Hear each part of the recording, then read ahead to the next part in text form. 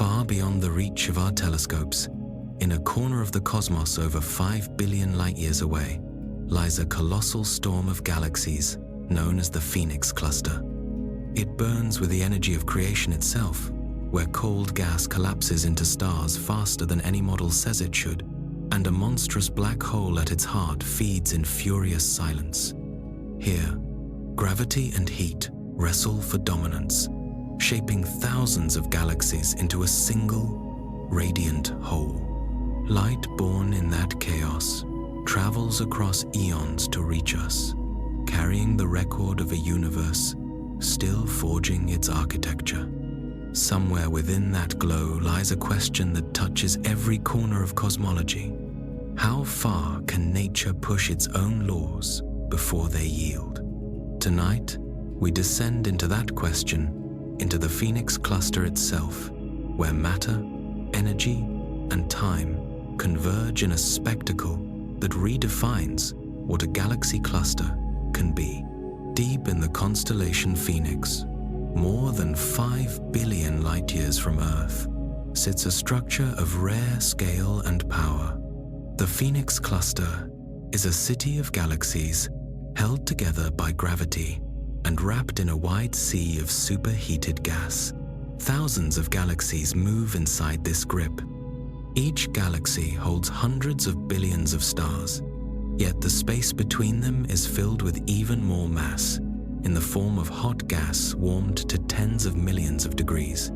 That gas shines in X-rays and marks the cluster like a beacon. At the center, astronomers find the brightest cooling flow ever recorded. A cooling flow is simple in idea. Hot gas loses heat, sinks toward the middle, and can condense into new stars. In most clusters, this process is slowed or stopped by energy from the central black hole. Here, cooling wins for a time. The result is star birth at a rate of hundreds of suns each year, pushing against what our models expect in such harsh conditions. It is not chaos. It is a temporary imbalance between cooling gas and the heat fed back by the supermassive black hole in the core. The Phoenix Cluster lives inside a universe whose size is hard to picture. From our small planet, we look through near and far layers. Nearby stars send light that crosses space in years.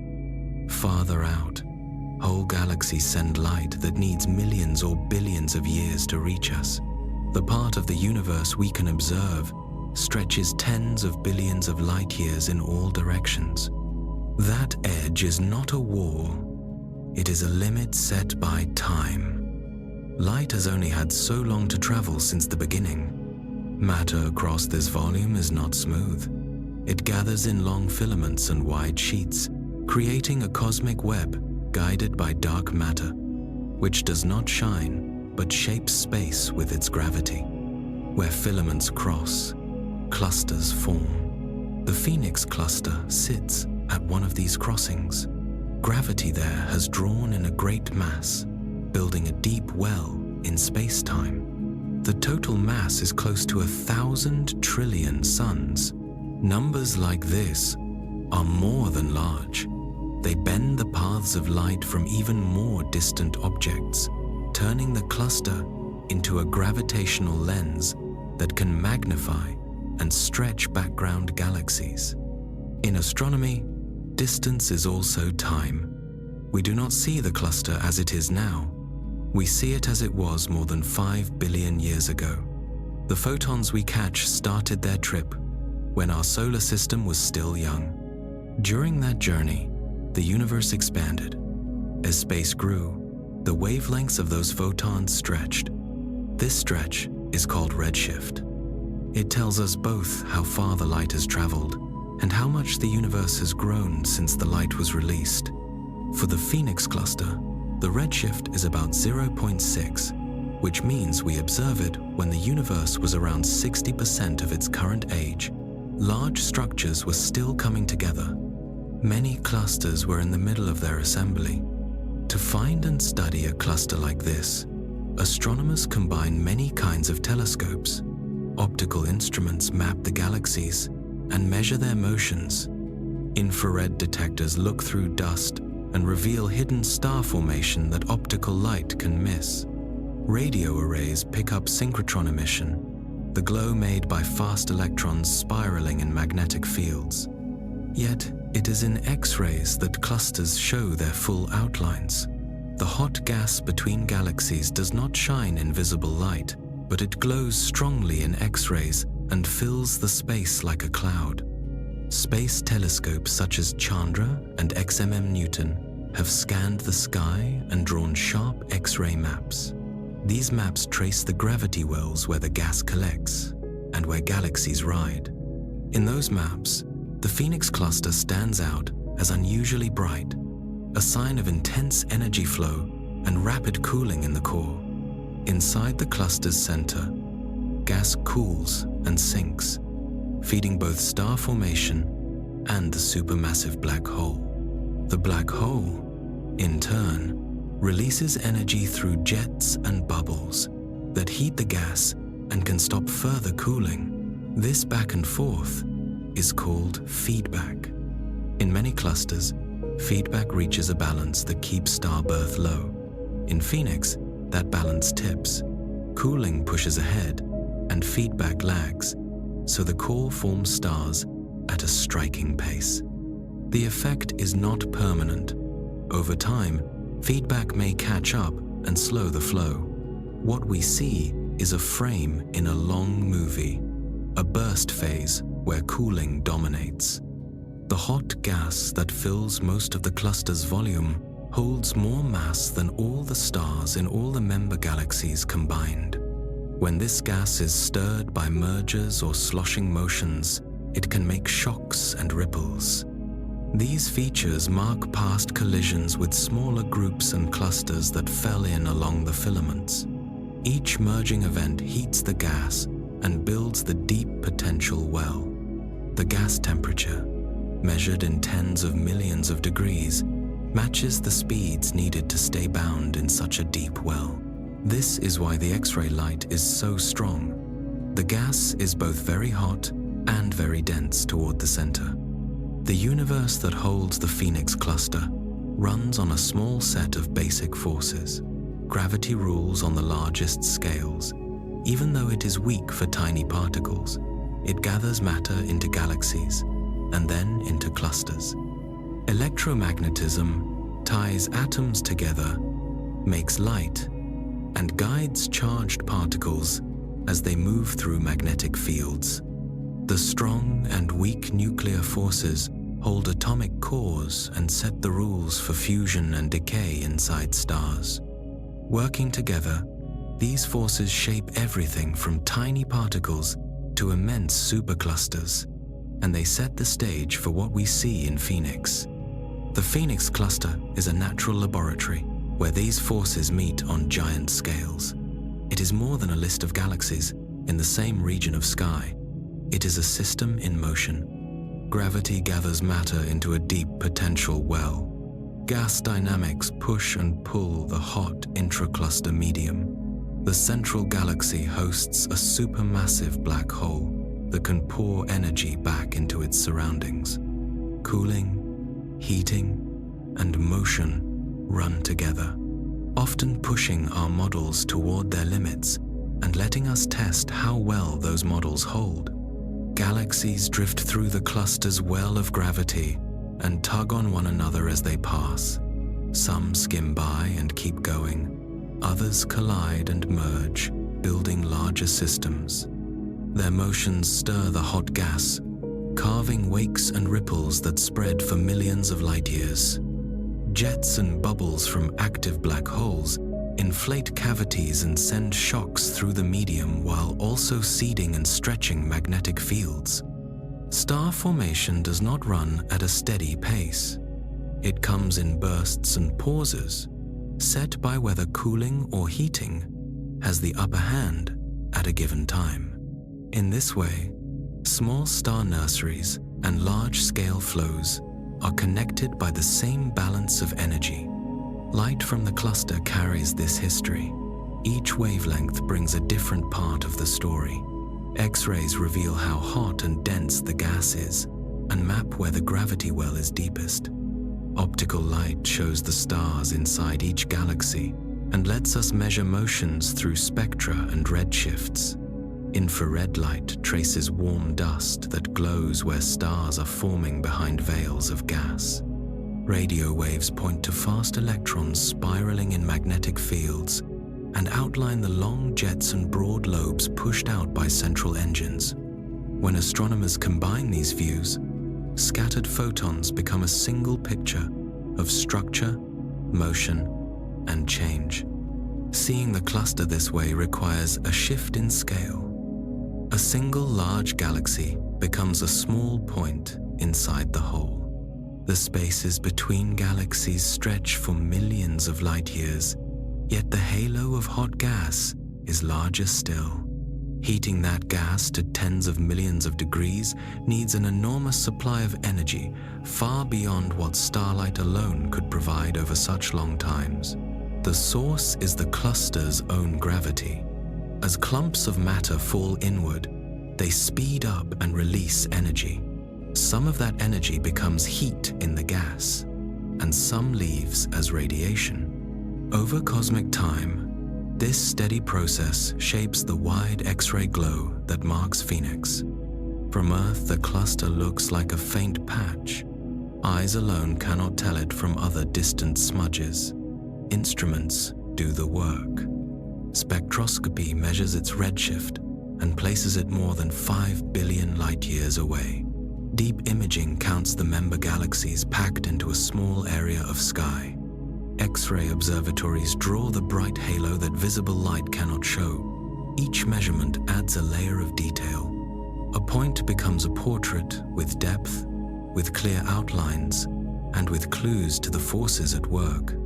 The physics behind that portrait follows the same rules that act here at home. The force that pulls an apple downward also curves the orbits of galaxies around the cluster core.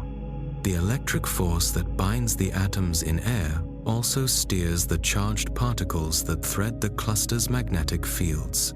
The nuclear reactions that power the sun also light the stars in Phoenix's galaxies and enrich the gas with heavier elements that later change how the gas cools. This unity lets researchers use lab results and nearby observations to read the behavior of a system that lies billions of light-years away. The age of the universe matters for this reading. Soon after the Big Bang, the hot, dense plasma was almost smooth. Tiny ripples in density grew as gravity drew matter towards slightly denser spots. With time, the ripples became clouds, then stars and galaxies.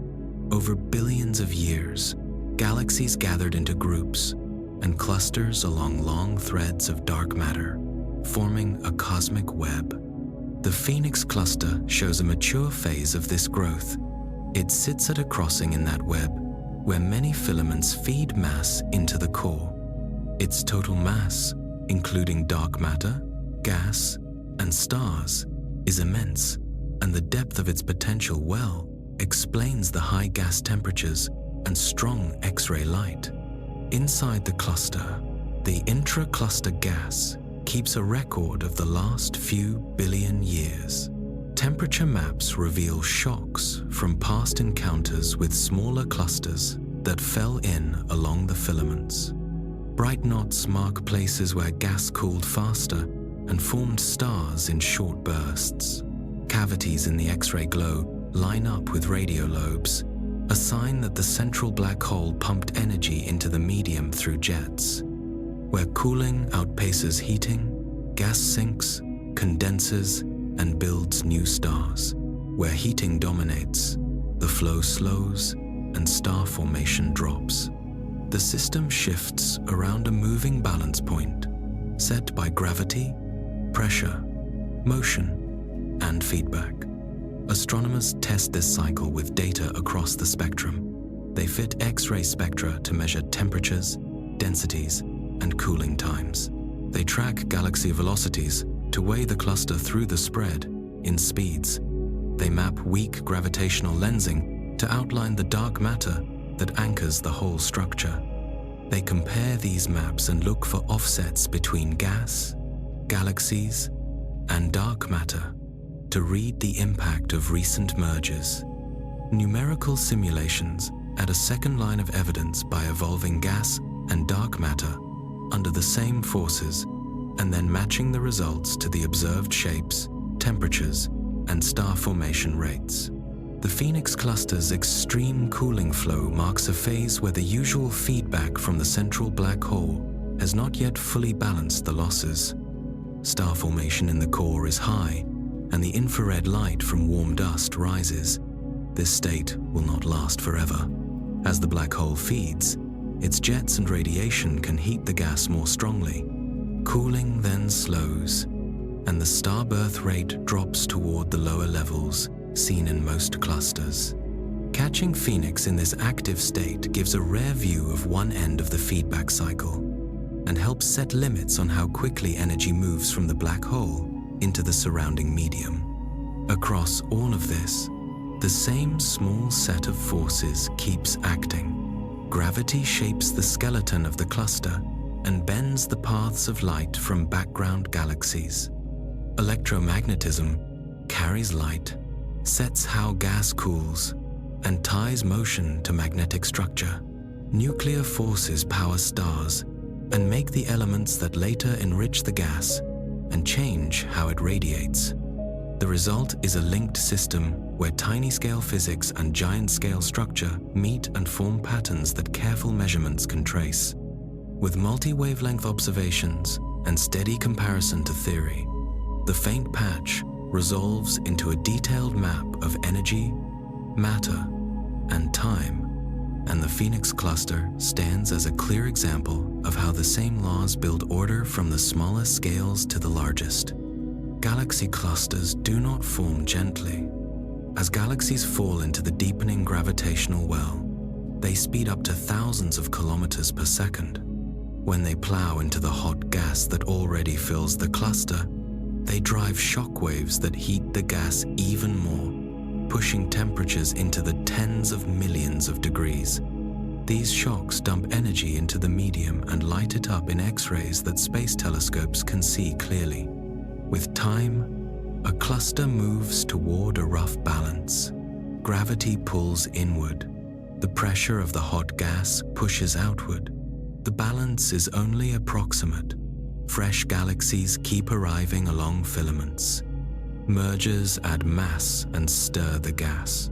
Supermassive black holes in the largest galaxies inject energy through jets and radiation. The Phoenix Cluster shows this ongoing activity at high intensity.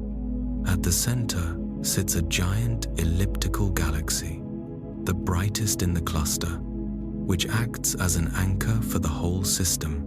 Inside that galaxy is a supermassive black hole with a mass of billions of suns. Gas falling toward it forms a spinning accretion disk, heats to extreme temperatures, and shines across the spectrum. The energy released by this infall can rival that of entire galaxies. Some of it launches jets and winds that carry power out into the cluster, carving cavities in the hot gas and sending shock fronts through the core. This feedback is a control system. By heating and stirring the gas, it slows or prevents cooling, keeping the gas from collapsing into stars too quickly. In most clusters, the feedback is strong enough to suppress major star formation in the center. The hot gas stays too warm and too spread out to condense. Phoenix breaks that pattern. Despite the bright, active core, the cluster is forming stars at a rate measured in hundreds of solar masses per year, well above what models for typical clusters predict. The numbers come from many kinds of observations. Optical and infrared images show tight knots and filaments of light around the central galaxy, signs of young stars and warm dust. Radio observations catch synchrotron emission from fast electrons and the leftovers of supernovae. X-ray maps reveal a dense, cooling core that is losing energy quickly. When astronomers compare the brightness at these wavelengths with models, The derived star formation rate is exceptional, pointing to conditions where cooling is outpacing heating. In the dense center, gas radiates X-rays efficiently. As it loses energy, it cools and sinks. Cooling makes the gas denser. Denser gas cools faster. This feedback in the direction of cooling is called a cooling flow. Usually, energy from the black hole disrupts the flow before large amounts of cold gas can build up. In Phoenix, cooling has the upper hand for now. Large masses of gas are dropping out of the hot phase, collecting into clouds where new stars can form. The cluster is caught in a brief phase when the balance tilts towards star birth. The physical picture links small and large scales. Shocks from mergers and jets add heat and change the pressure structure. Turbulence mixes gas and spreads metals produced by earlier generations of stars. Magnetic fields guide charged particles and shape radio lobes that mark past outbursts. Within this environment, clouds condense, collapse, and ignite stars, while nearby regions remain hot and stable. The result is a patchwork of temperatures and densities that shifts over tens to hundreds of millions of years. Equilibrium, such as it is, changes whenever fresh matter falls in. Galaxies arriving from the surrounding web carry their own gas and dark matter halos. As they enter the cluster, tidal forces strip stars and gas, leaving streams that arc through the core. Ram pressure from the hot medium can peel gas from the galaxies, trailing it behind like a faint tail. These processes add fuel to the central regions and can trigger new rounds of star formation or feed the black hole. Heating the intracluster gas to more than 30 million degrees requires large energy inputs. Gravity provides the source. As matter settles deeper into the potential well, it converts gravitational energy into heat. This heating has been repeated through many minor and major mergers, building the wide X-ray halo we see today. The same gravity also bends passing light from background galaxies, creating a lensing signal that helps map the total mass, including the dark matter that does not emit light. The high star formation rate in Phoenix hints at a timing issue. The black hole's feedback is powerful, but the delivery of energy into the gas is not constant. Outbursts come in episodes. Between episodes, cooling can run ahead and build a reservoir of cold gas. When the black hole is fed again, a new outburst can reheat the core, inflate cavities, and slow the flow. Phoenix appears to be captured during a period when cooling has surged and feedback has not yet fully responded. This makes it a strong test of models that aim to match the duty cycle of black hole activity with the cooling time of the gas. Measurements across the spectrum fill in details of this cycle. X-ray spectroscopy gives temperatures, densities, and cooling times that map where cooling should be strongest. Optical spectra measure the motions of stars and gas and show emission lines from regions of active star formation. Infrared data trace dust warmed by young stars and give an independent estimate of the star formation rate. Radio images reveal jets, lobes, and relics of past outbursts, tying energy injection to specific structures in the core. Together, these data show a cluster where the central engine, the cooling gas, and the stellar response are tightly connected. The environment near the core is extreme. The hot gas would destroy solid material in an instant. High-energy photons and fast particles fill the space between galaxies. Yet inside the galaxies themselves, beyond the worst of the radiation and shocks, stars move in regular orbits. Many are likely orbited by planets. Over distances of thousands of light years, harsh and calm regions sit side by side. The contrast is a reminder that large systems can host many conditions at once. set by distance from the core, local densities, and recent history. The cluster's name is geographic and descriptive. It lies in the constellation Phoenix and shows rapid renewal through cooling and star formation. The rebirth image is a simple way to note that hot gas can cool and turn into new stars, and that later, heating can shut the process down again. The cycle does not need myth to be striking. It is the result of ordinary physics acting on extraordinary scales, with gravity setting the pace and feedback setting the limits. Looking at Phoenix is also looking back in time. The light we collect left the cluster more than 5 billion years ago. During that time, the universe expanded and stretched the light to longer, redder wavelengths. While the photons crossed space, stars were forming and dying, galaxies were merging and changing shape, and closer to home, the sun and planets were still in their early stages. What we observe is a real state of the cluster at that earlier time. Since then, the system has continued to evolve in ways we cannot yet see. As stars age, gas flows shift, and new infall events reshape the core. The picture that emerges is a cluster in motion, not a finished object. Shocks heat the gas, cooling counters them. The black hole injects bursts of energy. Star formation rises and falls. Fresh galaxies bring new material. The balance point slides as conditions change. Phoenix stands out because that sliding balance has moved into a range where cooling and starbirth are unusually strong for a cluster core.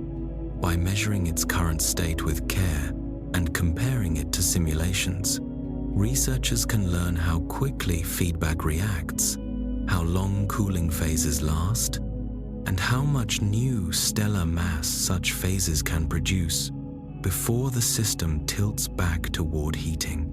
Modern astronomy turns faint light into clear knowledge. From a small stream of photons, measured with care, scientists find distance, mass, temperature, makeup, and how fast new stars are forming.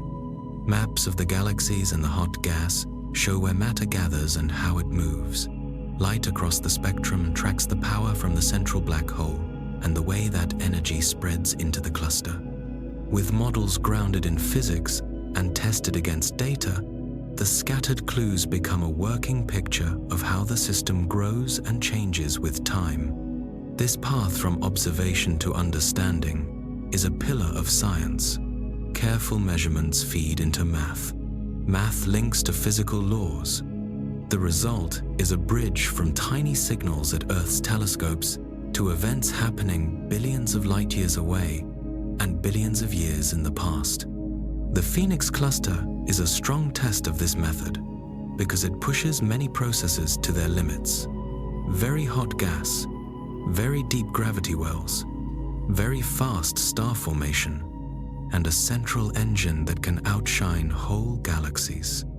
The cluster's scale is hard to hold in mind. Thousands of galaxies orbit in a sea of superheated plasma. A supermassive black hole in the center pulls in matter and releases energy from radio to X-rays. Cooling gas forms stars at a rate far above what is common in clusters. Every rule of physics at play on smaller scales also acts here, only stretched over millions of light years and long spans of time. The same laws that guide atoms and stars also shape this giant system.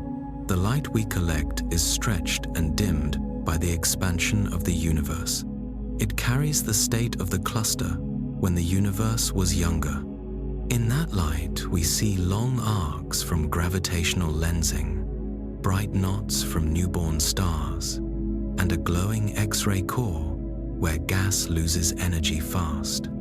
The Phoenix cluster is far away, yet it mirrors the basic processes that also shaped our own galaxy: gravity gathering, matter, gas cooling, stars forming, black holes feeding and feeding back. At the center sits the brightest cluster galaxy, often called the BCG. It is a massive elliptical that dominates the middle in both mass and light. Unlike a spiral galaxy with arms and steady star birth, the BCG looks smooth and round at large scales. Its color is usually red because most of its stars are old and cool. Over billions of years, this galaxy grew by swallowing smaller galaxies that drifted into the center of the cluster. Each merger added stars to the envelope and deepened the central potential well. The BCG holds its place because of where it sits, the bottom of the cluster's gravity well. As other galaxies move through the hot medium and the background of dark matter, they feel a drag called dynamical friction. It is not friction like rubbing surfaces, but the slow loss of orbital energy due to many small gravitational tugs from the surrounding matter. This effect makes orbits shrink. Over time, many galaxies sink inward and merge with the BCG. Astronomers sometimes call this galactic cannibalism.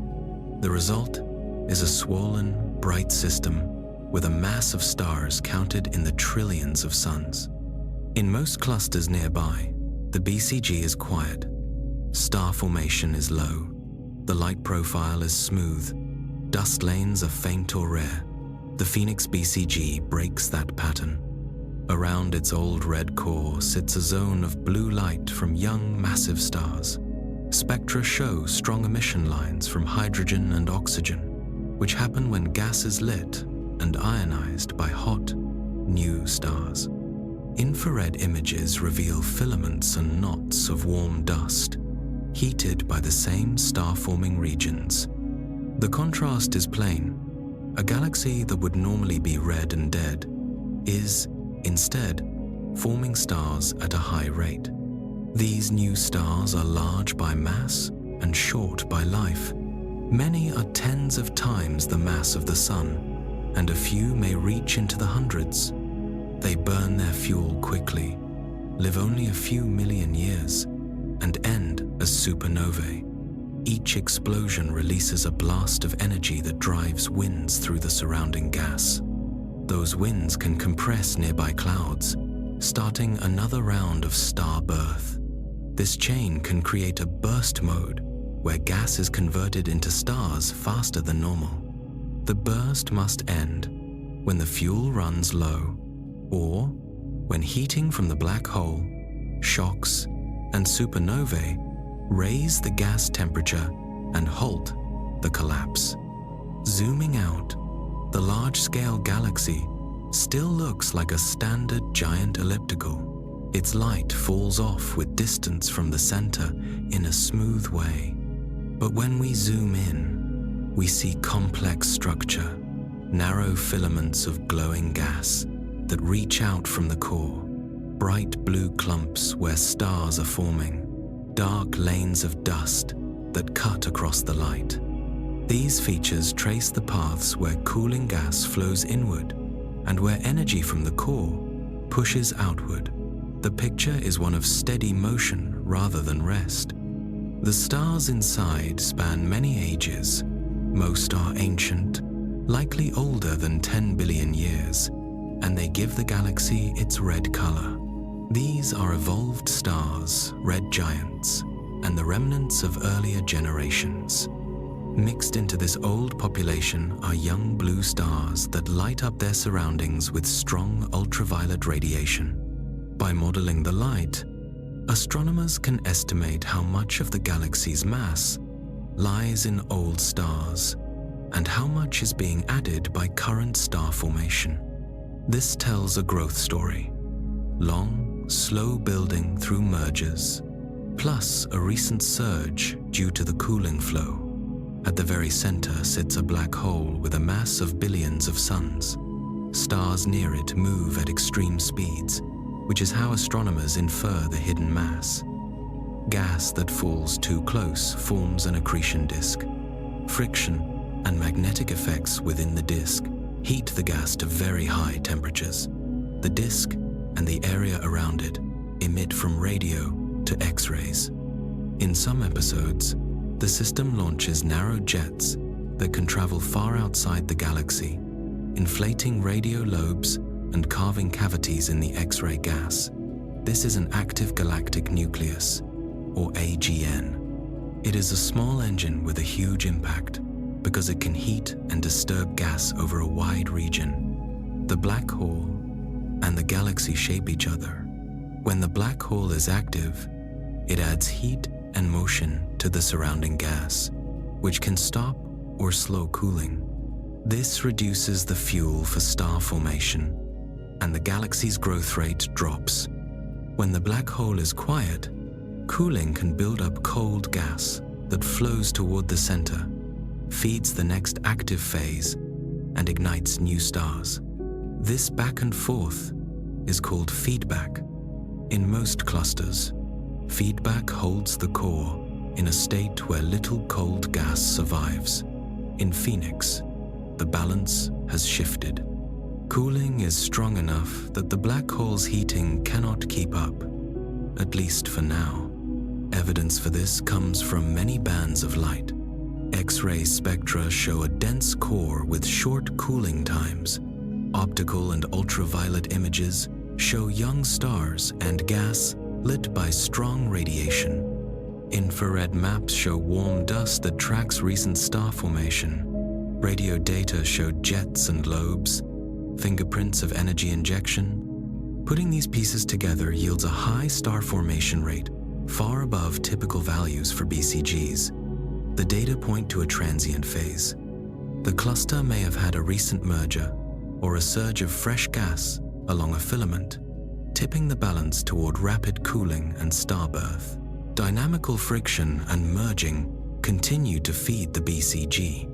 As new galaxies fall in, they bring stars, gas, and dark matter. Ram pressure from the hot medium strips the gas from these galaxies, leaving tails that streak across the core. Some of this stripped gas can cool and join the flow into the center. Some may be heated and mixed into the halo. The result is a cycle where supply lines from the cosmic web, cluster-scale motions, and core-scale feedback all work together to set the pace of growth. The black hole's output is not steady. It varies in episodes. During an outburst, jets punch into the hot gas, creating bubbles that rise like balloons and heat the medium by stirring and by mixing. Between outbursts, cooling can regain ground. The timing matters. If the gap between outbursts is long, cold gas builds and star formation jumps. If outbursts follow each other closely, cooling is kept in check. Phoenix appears to be caught during a gap or during a stage when heating is not yet matched to the high cooling rate. Even in this active state, the same physical rules apply. Gravity shapes the mass map and sets the speeds of stars and gas. Electromagnetism governs how gas radiates, cools, and feels magnetic fields. Nuclear reactions power the new stars and make the heavy elements that later change how cooling works. There is no need to invoke special laws. The extremes come from scale, timing, and supply.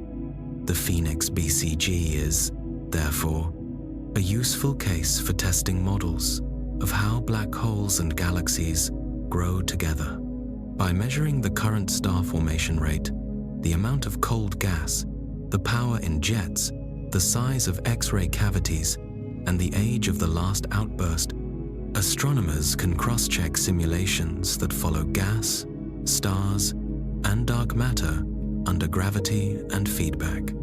Matching these numbers gives confidence that the same models can be used for other clusters and other times in cosmic history. The wider cluster responds to the core as well. Energy from the AGN can travel far from the center, changing pressure and temperature over large volumes. Shocks and sound waves move through the gas and fade with distance. Metal-rich gas from supernovae in the BCG spreads outward, changing the cooling rate in the halo.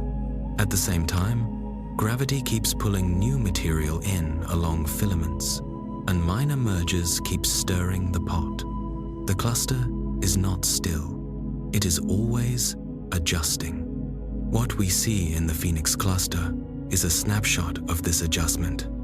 The central galaxy is bright and complex. The black hole is active, but not dominant enough to stop cooling. Star formation is unusually high for a cluster core. Filaments of gas act as both records of past flows and paths for present supply. On longer timescales, the balance will likely shift again. A stronger outburst could reheat the core and slow the birth of stars. Fresh infall could restart the flow. The system moves between these states, set by the rate of supply, the depth of the potential well, and the timing of feedback. Around the central galaxy lies a deep halo of dark matter, unseen by any camera, yet clear in its pull. This halo stretches for hundreds of thousands of light years, far past the starlight we can trace, and it outweighs the combined mass of stars and gas. It is the framework that keeps the galaxy bound and helps set the orbits of everything inside. By measuring how fast stars and gas clouds move at different radii, astronomers infer the shape of this invisible mass and estimate its total amount. The motions point to a steep well of gravity, with the brightest cluster galaxy resting at the lowest point, where the cluster's mass is most concentrated. Threading the central regions are magnetic fields. They arise as hot, ionized gas moves, and as the spinning accretion disk near the black hole powers a dynamo. These fields guide charged particles, shape parts of the accretion flow, and collimate jets. In radio images, the fields reveal themselves through synchrotron emission, produced when near-light-speed electrons spiral along field lines. The pattern of radio lobes and filaments adds a layer to the picture, linking gas dynamics, magnetic pressure, and the transport of energy from the core into the wider cluster. Fueling the ongoing starburst is a large supply of cold gas.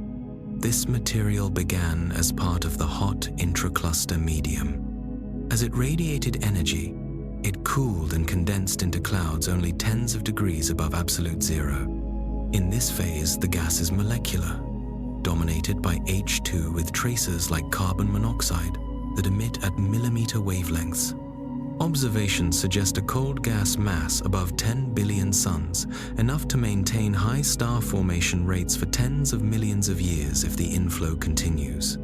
Cooling from the surrounding halo keeps refilling the reservoir, so long as heating and turbulence do not tear the clouds apart faster than they form. Inside giant molecular clouds, several forces compete. Gravity pulls inward. Turbulence and thermal pressure push outward. Magnetic fields add stiffness, resisting collapse along some directions and channeling motion along others. When a region becomes dense enough, gravity wins and the gas fragments. Smaller clumps form, each on its own path to becoming a star. The most massive stars come from the densest pockets where the collapse is fastest. After they ignite, their ultraviolet light ionizes nearby hydrogen, creating H2 regions that shine in specific lines visible to optical and infrared spectrographs. Star birth does not proceed quietly. Stellar winds and later supernova blasts drive shells and bubbles into the surrounding medium. These shocks can compress nearby gas, setting off new collapses, while also clearing out cavities that halt further formation in other spots. Over time, the parent cloud is shredded. Metals from supernovae mix into the gas, changing how efficiently it cools in later cycles. The net effect is a bursty pattern where some zones light up and others fade, producing the clumpy blue features seen around the central galaxy. Across all wavelengths, the central galaxy's power output is extreme. Summed from radio, Through X-rays, the luminosity approaches that of 1 trillion suns. Much of this energy comes from the active nucleus and from young, massive stars heating dust. The bulk of the stellar mass, however, remains in older stars, whose light is fainter and redder. This mismatch between where the mass sits and where the light comes from is a common feature of galaxies in active phases. It reminds us that a galaxy's appearance can change rapidly while its total mass grows more slowly. The galaxy does not evolve in isolation. The intracluster medium presses inward, setting an external pressure that shapes the atmosphere of the galaxy. Outflows driven by the black hole and by clustered supernovae push outward. At their boundary, gas streams cross, shear, and mix. The result is a turbulent interface where some parcels cool and sink while others heat and rise. X-ray images often show this contact as a sharp front, separating very bright central emission from more diffuse light beyond. It is a practical line of exchange between the galaxy and the surrounding cluster. Measurements in many bands tie these pieces together. Millimeter wave spectra of CO lines weigh the cold gas and map its motion. Optical emission lines trace ionized filaments that drape out from the core. Infrared images reveal warm dust in knots and lanes, a direct tracer of recent star formation. Radio maps display jets, lobes, and relic arcs from past outbursts, with polarization vectors that sketch the field geometry. X-ray spectra give temperatures and densities, letting researchers compute cooling times and identify where gas is most likely to drop out of the hot phase. Combining these data yields a coherent flow: hot halo to cooling core, to molecular clouds, to stars and supernovae, and back to heated gas. The lessons are general. Even in the most massive systems, star formation can surge if a steady supply of cooling gas reaches the center, and feedback arrives in pulses rather than as a smooth, constant heater. Feedback from the black hole is powerful, but its reach depends on where and when the energy couples to the gas. If an outburst is misaligned, too short, or partly vented through low-density channels, dense clouds can survive and continue forming stars. Gas supply is just as important. Without inflow from the intracluster medium, the cold reservoir would drain quickly and the burst would fade. Future paths for the galaxy branch from these controls. If the cooling flow remains strong and relatively undisturbed, the center could convert a large fraction of its gas into stars, raising the stellar mass substantially over a few 100 million years. If a major outburst from the active nucleus reheats the core and stirs the reservoir, star formation could drop sharply and the system could return to a quieter state. Minor mergers can tip the balance either way, by adding fuel or by injecting turbulence that delays collapse. The timing and sequence of these events will set how long the current phase lasts. Dark matter continues to frame every outcome. Its halo governs the depth of the potential well, the speeds of infalling galaxies, and how efficiently gas is retained against outflows. Weak gravitational lensing measurements spread across the cluster show how mass extends beyond the light, confirming that the central galaxy sits within a much broader structure. As stars age and orbits evolve, the dark halo changes only slowly, providing a stable background against which shorter cycles of cooling and feedback play out. On smaller scales, magnetic fields keep shaping the map. They can suppress heat conduction across sharp fronts, helping preserve cool filaments that would otherwise evaporate. They steer cosmic rays and may contribute pressure that supports gas against gravity. When jets from the nucleus inflate bubbles, fields wrap around their surfaces, stabilizing them as they rise and mix. These effects influence how and where energy spreads, which in turn alters the pace of cooling and the pattern of star formation. The central galaxy thus acts as a testing ground for models of galaxy growth.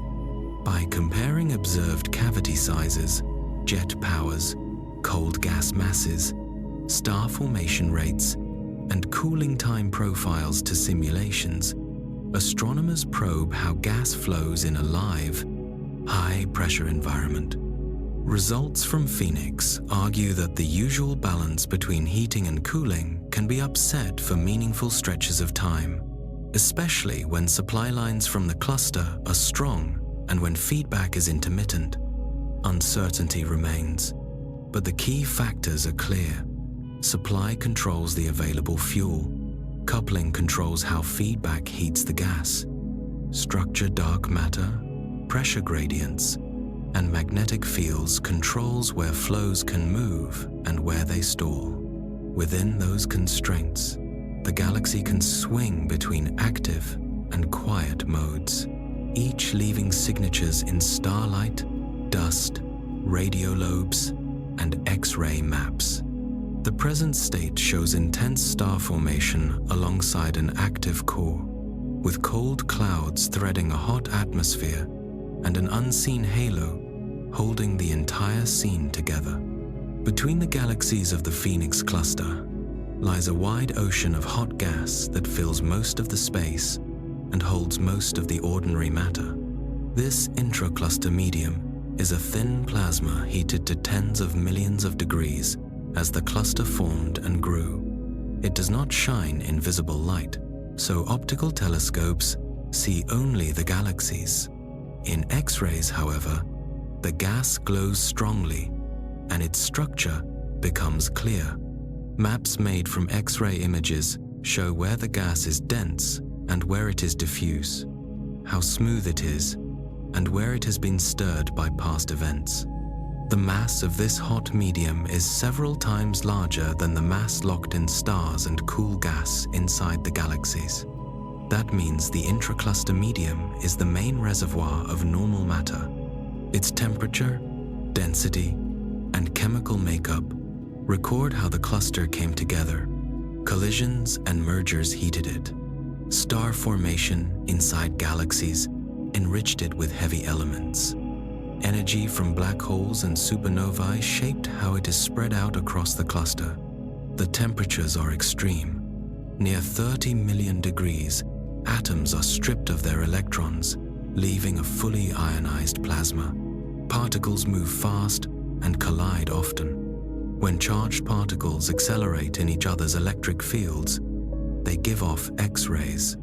This process is called thermal Bremsstrahlung, which simply means breaking radiation from particles slowing down and changing direction. The radiation carries energy away, so the gas cools over long timescales.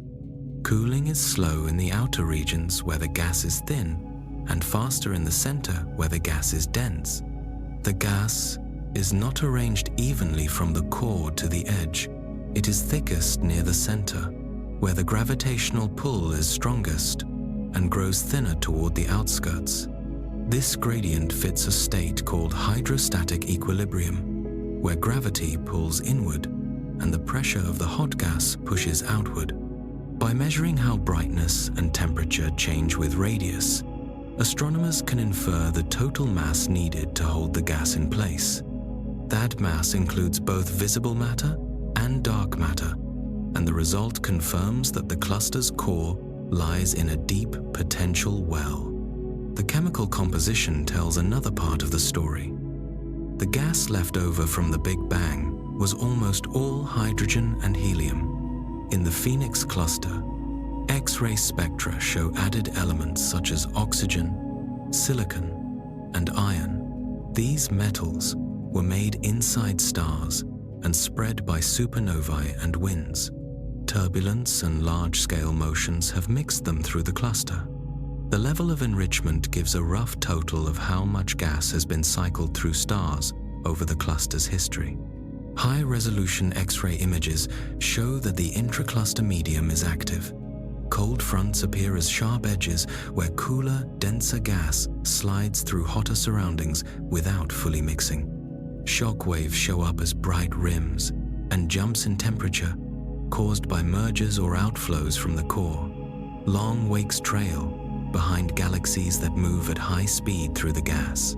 These features prove that the medium is constantly being stirred and that it responds quickly to changes in pressure and motion. The core of the Phoenix cluster hosts one of the strongest known cooling flows. In the dense center, the gas loses energy so fast that its cooling time is only a few 100 million years, far shorter than the age of the universe. As it cools, it contracts and becomes denser, which speeds up the cooling even more. Gas drops in temperature from tens of millions of degrees down to below 10 million, and then into much colder molecular clouds. These clouds fall toward the central galaxy and feed high rates of star formation. For many years, models predicted strong cooling flows in many clusters, yet most cores did not show the expected amounts of cold gas and new stars. Feedback from central black holes explained the difference. Jets and bubbles carry energy into the intracluster medium, reheat the gas, and block runaway cooling. Phoenix is an exception. It shows bright bubbles and radio lobes that prove the black hole is active, but the power of those outflows is not enough to cancel the high cooling rate. For now, cooling is ahead of heating, and the core is forming stars at a striking pace. The flow of gas through the cluster changes how galaxies evolve. As a galaxy moves through the hot medium, it feels ram pressure, the push of gas hitting its own interstellar material. If the pressure is high enough, the galaxy's gas can be stripped away. The process is very effective in a massive cluster like Phoenix, where the gas is both hot and dense. Stripping removes the raw material for star formation, often turning spiral galaxies into red, quiet systems over time. Tails of stripped gas can be seen in some systems, pointing away from their direction of motion like windsocks. The intracluster medium stretches far past the bright center, out for millions of light years. In the outer parts, the gas is cooler and thinner, and the X-ray glow is faint. Even so, careful observations can pick out large-scale structures. Shocks and cold fronts can be tracked as they move outward, marking old merger events. These regions are also where the cluster meets the cosmic web. Gas flows in along filaments, adding mass and momentum. The outer halo is the entry point for this fresh supply, which will eventually drift inward and help shape the core's future. Magnetic fields thread the intracluster medium. They arise from motions in the ionized gas and from the twisting and stretching caused by turbulence. Fields influence how heat moves, often reducing conduction across sharp temperature boundaries. They help confine cosmic rays, high-energy particles from supernovae, jets, and shocks, and add a small but important pressure that supports the gas. In radio light, synchrotron emission from electrons spiraling along magnetic field lines reveals where the fields are strongest and how they are arranged. Polarization patterns sketch field directions and show how the fields wrap around rising bubbles from the central active nucleus. Putting all these pieces together requires observations at many wavelengths. X-ray spectra give temperatures, densities, metal abundances, and cooling times. Optical and ultraviolet data show emission lines from warm gas and young stars. Infrared images pick up warm dust heated by star formation and provide independent checks on star formation rates. Radio maps display jets, lobes, and diffuse halos, and measure the energy in relativistic particles. Millimeter observations of molecular lines weigh the coldest gas and trace how it moves toward the center. With these tools, the intracluster medium is not just a glow, it becomes a set of linked flows.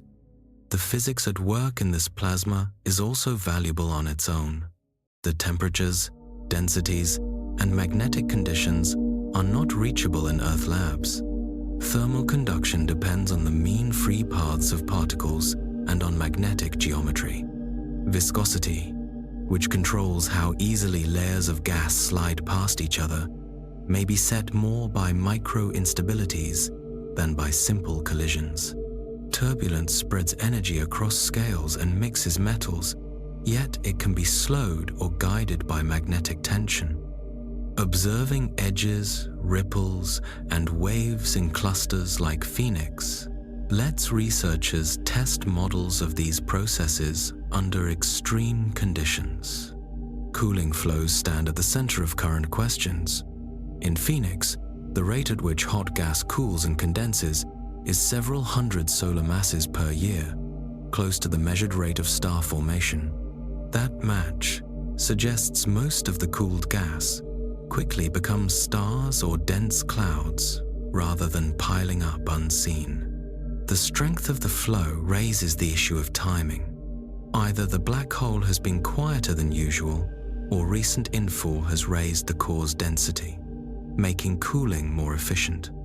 The bubbles seen in X-rays show that outbursts are happening, but their energy and placement may not couple well enough to the densest gas. The intracluster medium also preserves a memory of past events. Metallicity maps show where heavy elements are more common, pointing to regions near past starbursts or long-lived winds. Temperature maps reveal shock fronts from earlier mergers. Cavities and ripples mark old jet episodes. By reading these patterns, astronomers can reconstruct a rough timeline of the cluster's growth. Smaller groups fell in, cores passed through one another, shocks heated the gas, and feedback rose and fell in bursts. The center of Phoenix shows how sensitive the system is to supply. As long as the cluster feeds cold gas into the core, star formation can stay high. If a strong outburst reheats the core, the flow can pause. Both outcomes are possible on timescales of hundreds of millions of years. The outer halo's connection to the cosmic web matters too. Fresh gas from filaments can restart cooling, even after a period of heating. In this way, the core's state reflects both local feedback and the larger inflow from the environment. Measurements of pressure, temperature, and density allow estimates of total mass through hydrostatic methods. When these are compared with weak gravitational lensing, which bends background light and measures mass directly, the results in Phoenix agree within expected limits. The match supports the picture of a deep dark matter well that holds the hot gas in place. Deviations between the methods can reveal where turbulence or bulk motions add extra pressure that hydrostatic models do not include, giving clues to how relaxed or disturbed the cluster is at different radii. In the core, the transition from hot plasma to cold clouds passes through several phases. Gas at a few million degrees emits strong lines from ions of oxygen and iron. Cooler, 1,000-degree gas shows up in optical lines from hydrogen and other elements. The coldest phase forms molecules such as H2 and CO that radiate in millimeter waves. Filaments that connect these phases stretch for tens of thousands of light years, indicating that the flow is organized on large scales. Gravity draws the filaments inward, while buoyant bubbles from jets lift some gas outward. The two motions cross, making a web of rising and sinking streams. Ram pressure stripping changes the supply lines within the cluster. Galaxies that lose their gas to the intracluster medium stop making new stars and fade toward red colors. The stripped gas, however, can cool later and add to the central reservoir. In this way, the hot halo acts both as a sink for galaxy gas and as a source for the core.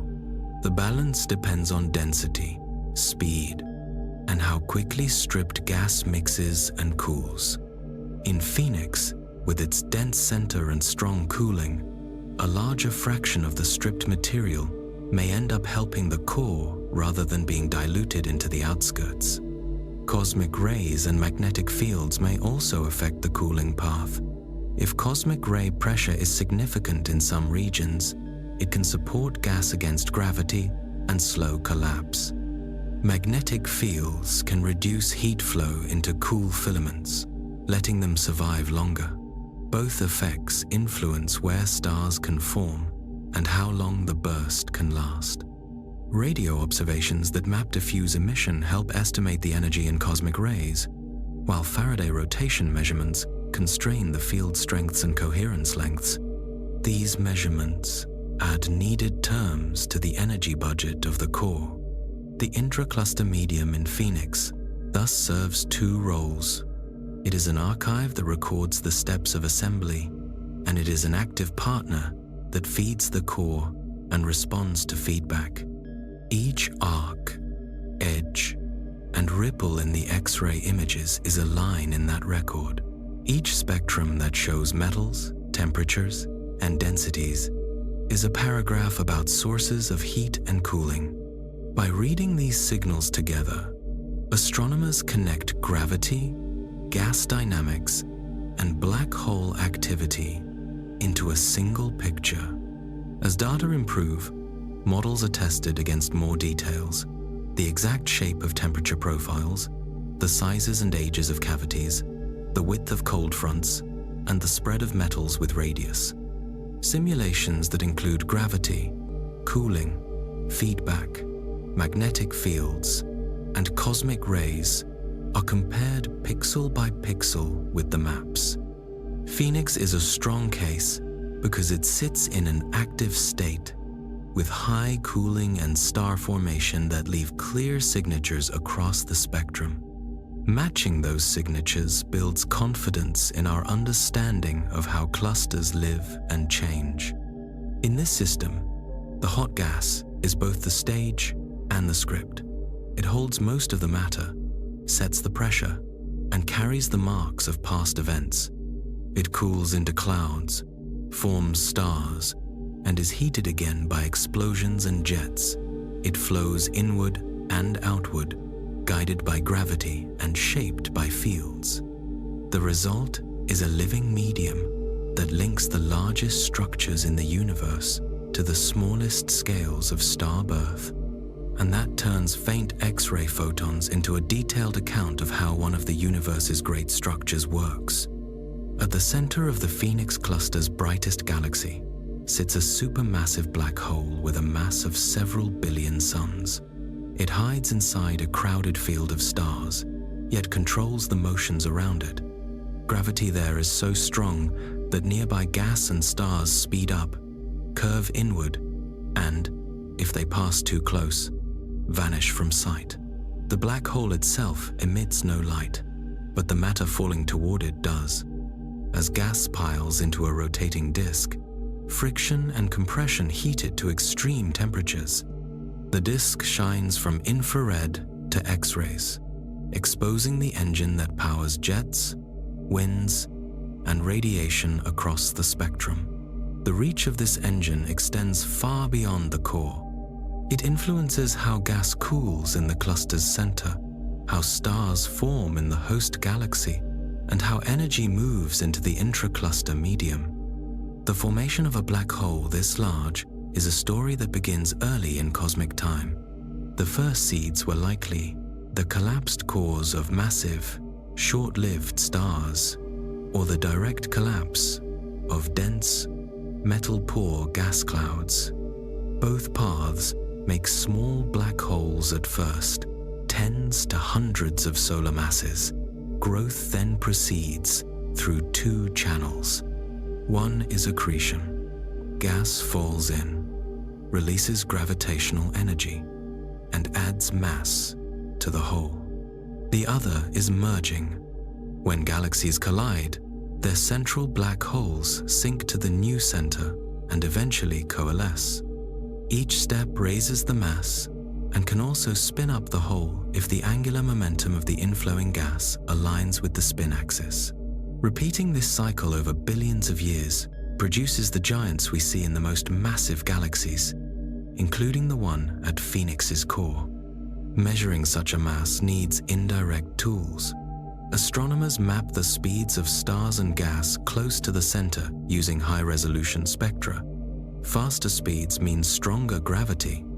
With models that account for orbital shapes and the mass in stars and dark matter, the central mass can be inferred. In the Phoenix BCG, gas in the innermost regions moves at hundreds of kilometers per second, and stellar motions show a high-velocity dispersion. Together, they point to a black hole of several billion solar masses. While uncertainties remain about orbital geometry and the mass-to-light ratio of the stars, the scale is firm. The black hole is the dominant source of gravity in the inner few hundred light-years. Gas does not dive straight into this gravity well. It settles into an accretion disk because it carries angular momentum. Closer to the hole, orbits are faster and tighter.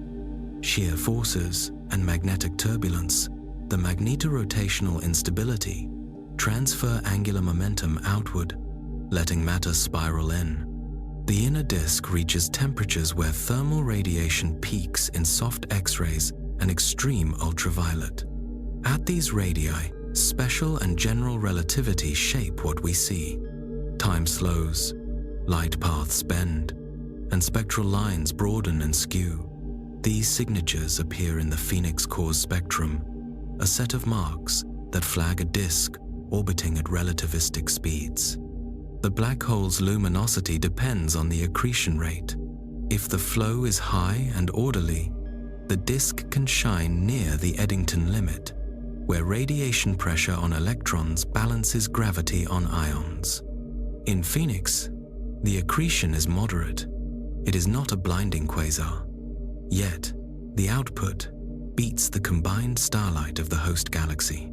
Part of that output launches narrow jets of relativistic plasma along the axis set by the disk and the black hole's spin, magnetic fields, wound up by rotation, channel, and collimate the outflow. The jets bore through the galaxy and into the intracluster medium, inflating bubbles that push the hot gas aside. These bubbles show up in X-ray maps as dim cavities next to bright rims. They are filled with radio-emitting plasma that glows through synchrotron emission light, produced by fast electrons spiraling along magnetic field lines. The energy needed to create and lift these cavities can be estimated from their size, the surrounding pressure, and their rise time. Summed over many bubbles and ripples, the mechanical work is large enough to heat the core repeatedly over tens of millions of years. This is feedback in action. The black hole converts a small amount of mass into energy and returns that energy to the environment, slowing the cooling that would otherwise flood the core with cold gas. The loop does not run at a steady pace. The accretion flow arrives in fits and starts, depending on how much cold gas reaches the inner few hundred parsecs. When a surge arrives, the nucleus brightens, jets grow stronger, and bubbles inflate. After the outburst, fuel drops, the jets fade, and cooling can gain ground again. In Phoenix, the evidence points to a phase where cooling has outpaced recent heating. The result is a high star formation rate and a large reservoir of cold molecular gas near the core. The presence of cavities proves that outbursts happen, but their recent power and coupling have not fully balanced the losses from radiative cooling. Spin is a key variable for jet power. A fast-spinning black hole can, through magnetic fields threading the ergosphere, tap rotational energy, a mechanism often called the Blandford-Sedna-Jeck process. The efficiency depends on the spin parameter and on how much magnetic flux the disk can drag inward. Observables such as jet collimation, radio loudness, and X-ray cavity power, together with spectral features from the inner disk, suggest a high spin for Phoenix's black hole. A long history of aligned accretion and mergers that added angular momentum would naturally drive the spin up. The event horizon defines the last boundary. For a several billion solar mass hole, the Schwarzschild radius is on the order of 10 billion kilometers, comparable to the Sun to Saturn distance. At 5 billion light-years, this is too small for direct imaging by current arrays. Even so, the horizon leaves fingerprints, gas plunging through the innermost stable circular orbit changes the spectrum and timing of the light we see. Flares that rise and decay on short timescales point to compact regions near the horizon. Gravitational redshift dims the hardest photons from the inner disk, and light bending focuses emission along some sightlines. These effects, seen in other active nuclei and in the Event Horizon Telescope images of nearby black holes, apply here as well and guide the models. The jet's journey into the cluster is a story of interaction. As the beams leave the galaxy, they slow and widen where they hit denser gas, creating hotspots and then lobes. Their pressure carves channels. The displaced hot gas forms bright rims and weak shocks. As the bubbles rise, they lift cool gas from the center in long filaments. Some of that lifted gas falls back on curved paths, feeding the next round of accretion. Some mixes with the hot medium and heats it through turbulence and sound waves. Viscosity and magnetic draping around bubble surfaces help the cavities survive as they rise, letting them carry energy to larger radii. The duty cycle, how often the nucleus switches on, can be read from nested cavities and ripples. Counting their sizes and estimating ages gives a timeline of outbursts. In many clusters, outbursts recur every few tens of millions of years. Phoenix shows multiple bubbles at different distances, a sign of repeated activity. If the intervals between strong outbursts are long, compared with the core's cooling time, cold gas builds up and stars form rapidly.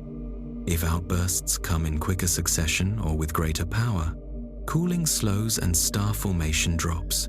The present state puts Phoenix near the first case. The coevolution of the black hole and galaxy shows up in well-known correlations. The central black hole mass scales with the stellar bulge mass and with the velocity dispersion of the stars. These relations imply shared growth and shared regulation. Gas that can make stars can also feed the black hole. Feedback from the nucleus can heat or expel gas, limiting the growth of both the bulge and the black hole itself. In a cluster center, the same principles apply, but the gas supply is larger and the pressure is higher. The Phoenix BCG sits at the crossroads of supply lines from the intracluster medium. When the core's density rises, the black hole's fuel rises too. Yet the feedback needed to counter cooling must move through a crowded, magnetized, high-pressure environment. Inefficiencies in that coupling help explain the present burst. Stellar feedback adds its own layer. Massive stars formed in the core live short lives and end as supernovae. Their explosions inject energy, drive winds, and help distribute heavy elements into the gas. Supernova-driven turbulence can both support clouds against collapse and compress other regions into new star-forming knots. The combined effect of stellar and black hole feedback shapes the timing and yield of the starburst. In Phoenix, the very high star formation rate signals that even with these sources of heat and motion, the net flow still favors cooling and cloud formation. On scales of tens to hundreds of parsecs, the gas is multiphase. There is hot plasma at tens of millions of degrees, warm ionized gas at thousands of degrees, and cold molecular gas only tens of degrees above absolute zero. Filaments of cool gas trace paths set by gravity, pressure gradients, and magnetic fields. Some filaments drape around rising bubbles, protected from evaporation by magnetic insulation that reduces heat flow across their boundaries. Others stream inward along paths where turbulence and shocks have thinned the hot gas. The balance between evaporation, mixing, and condensation sets how much cold gas reaches the inner disk. Farther out, the intracluster medium records each burst. Weak shocks spread as gentle waves, carrying energy outward. Sound waves dissipate their energy over large volumes, a slow but steady heating source. Metallicity maps show enriched gas near the center and along likely flow paths. Cold fronts, contact surfaces, where cooler gas slides past hotter gas, hold their sharpness when viscosity is low and magnetic fields align along the front. Each of these features adds constraints to the microphysics: conduction, viscosity, turbulence, and magnetic tension. The long-term path for the Phoenix core depends on supply and coupling. If inflow along filaments remains strong and outbursts couple weakly, the starburst could continue until the cold reservoir thins. Over hundreds of millions of years, the stellar mass of the BCG would rise. The central color would redden as massive stars die, and the light profile would smooth again. If, instead, a major outburst deposits enough energy in the densest gas, the cooling flow could pause. Molecular clouds would disperse, the accretion rate would drop, and the nucleus would fade toward a radio mode state with lower radiative output but ongoing mechanical feedback. Minor mergers can tip the balance either way by adding fuel or injecting turbulence that delays collapse. Even in a quiet phase, the black hole remains a central actor. Its gravity shapes the orbits of nearby stars. Its spin, once set by long histories of aligned accretion and mergers, decays only slowly. Any fresh supply of gas can spin it up again and restart strong jets. The event horizon, always hidden, is still the last step in the journey of matter, from the cluster to the central point. Every gram that crosses it releases a fraction of its rest mass energy as heat, light, and mechanical work before disappearing. That energy, multiplied by the vast amounts of gas available in a cluster core, is enough to affect volumes measured in hundreds of thousands of light years. The black hole also informs tests of gravity. While we cannot resolve the horizon in Phoenix, the same general relativistic rules must apply. Emission lines from iron in the inner disk can show broadened, skewed profiles shaped by strong gravity. Time lags between different X-ray bands can measure reverberation, the echo of light reflecting off the disk, giving sizes near the innermost stable orbits. Variability on short timescales places limits on the size of emitting regions. Together, these observables check models of curved space-time accretion even at great distance. The energy budget can be set in simple terms. Cooling in the core removes energy at a rate tied to gas density and temperature, measured from X-ray spectra. Heating comes from jet work, inflating cavities, from shocks and sound waves, and from turbulent mixing. If heating equals cooling, the core stays hot and stable. If cooling wins, cold gas builds and stars form. If heating wins, the core clears and the burst ends. Phoenix is presently in the middle case, close to balance but with a tilt toward cooling. On human timescales, the scene looks fixed. On cluster timescales, it changes. Cavities rise, new bubbles form, filaments drift, stars live and die. The black hole's output varies with supply. The intracluster medium absorbs energy and returns some of it in a slow, broad heat. The galaxy responds with more or less star formation.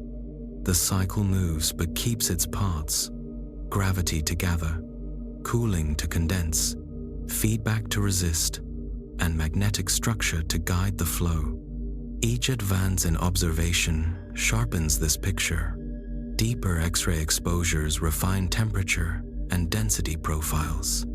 Higher resolution radio maps trace the fine paths of jets and the polarization that marks field geometry.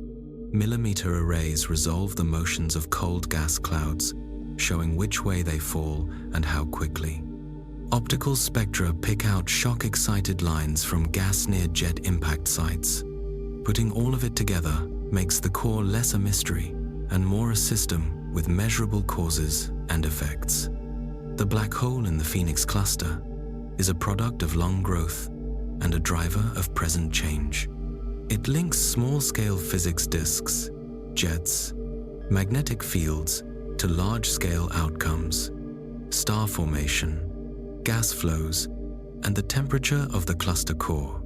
Its event horizon is tiny compared with the cluster, but the energy it releases shapes regions 1,000,000 trillion times larger. The same set of physical laws, from gravity to electromagnetism to plasma dynamics, ties these scales together. The evidence sits in spectra, images, and timing, and in the patterns of bubbles, filaments, and shocks that fill the core. The standout feature of the Phoenix cluster is the speed at which new stars are being made in its core. The rate is above 700 solar masses each year, higher than many whole galaxies today, and higher than any other known cooling flow system. A central elliptical that would normally be quiet is acting like a starburst engine. Massive stars are forming in great numbers, at a pace that matches the most intense events seen in the young universe, when gas was plentiful and galaxies were still building their main bodies. Finding this level of activity in a mature cluster changed expectations. Standard pictures of cluster evolution assumed that feedback from the central black hole would keep gas hot enough to prevent such large bursts. Phoenix shows that under the right conditions, high core density, strong pressure, and a temporary lag in heating star formation can surge even in the largest, most settled systems. Star formation starts when cold, dense clouds lose support.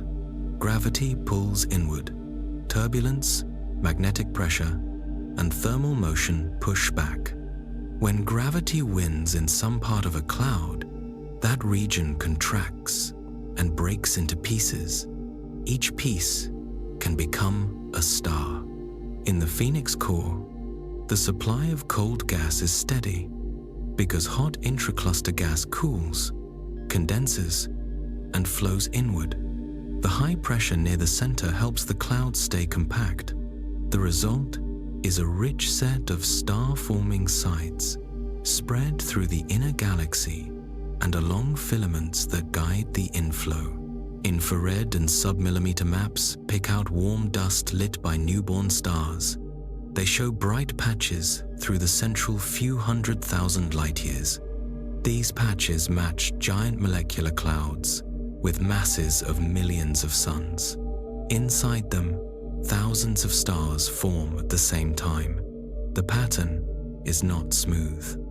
Dense knots and narrow strands carry most of the activity, tracing the structure imposed by the cooling flow and by the galaxy's gravity. The newborn population covers a wide range of masses. The most striking are the heavyweights, tens to hundreds of solar masses. They pour out ultraviolet light that strips electrons from hydrogen and lights up the gas in sharp emission lines. Their radiation and winds push on their surroundings, squeezing some regions and clearing others.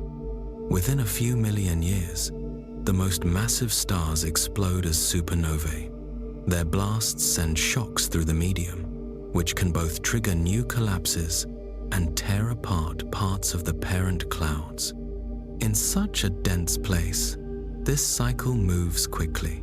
Clouds form, fragment, ignite, and disperse on short timescales compared with the cluster's long life. Astronomers measure the star formation rate with several cross-checks. One is total infrared light, which tracks dust heated by young stars. Another is the strength of hydrogen recombination lines, which require the presence of hot, massive stars. A third is the far ultraviolet light that escapes before dust absorbs it. When these methods are applied to Phoenix and corrected for dust and geometry, they agree on a rate above 700 solar masses per year. That agreement across bands is a strong sign that the activity is real and not an artifact of a single tracer. Keeping such a rate going needs a very large fuel supply. Millimeter wave observations of carbon monoxide lines reveal more than 10 billion solar masses of molecular gas in the core. This gas began as part of the hot intra-cluster medium. As it cooled by radiation, it condensed into clouds, with temperatures only a few tens of degrees above absolute zero. Cooling is fastest where density is highest, so the central regions feed the flow. As long as that inflow lasts, the starburst can continue for tens of millions of years. The link between cooling and star formation is direct in Phoenix. X-ray spectra give the rate at which hot gas loses energy and should condense. That rate is similar to the rate at which new stars are measured to form in the infrared and optical. The match implies that most of the cooled gas quickly becomes stars or dense clouds, not some hidden store. This is the classic cooling flow picture, long predicted but rarely seen so clearly. Feedback from the new stars also shapes the outcome. A single core collapse supernova releases as much energy in seconds as the sun emits over its entire life. In a starburst, many supernovae go off close together.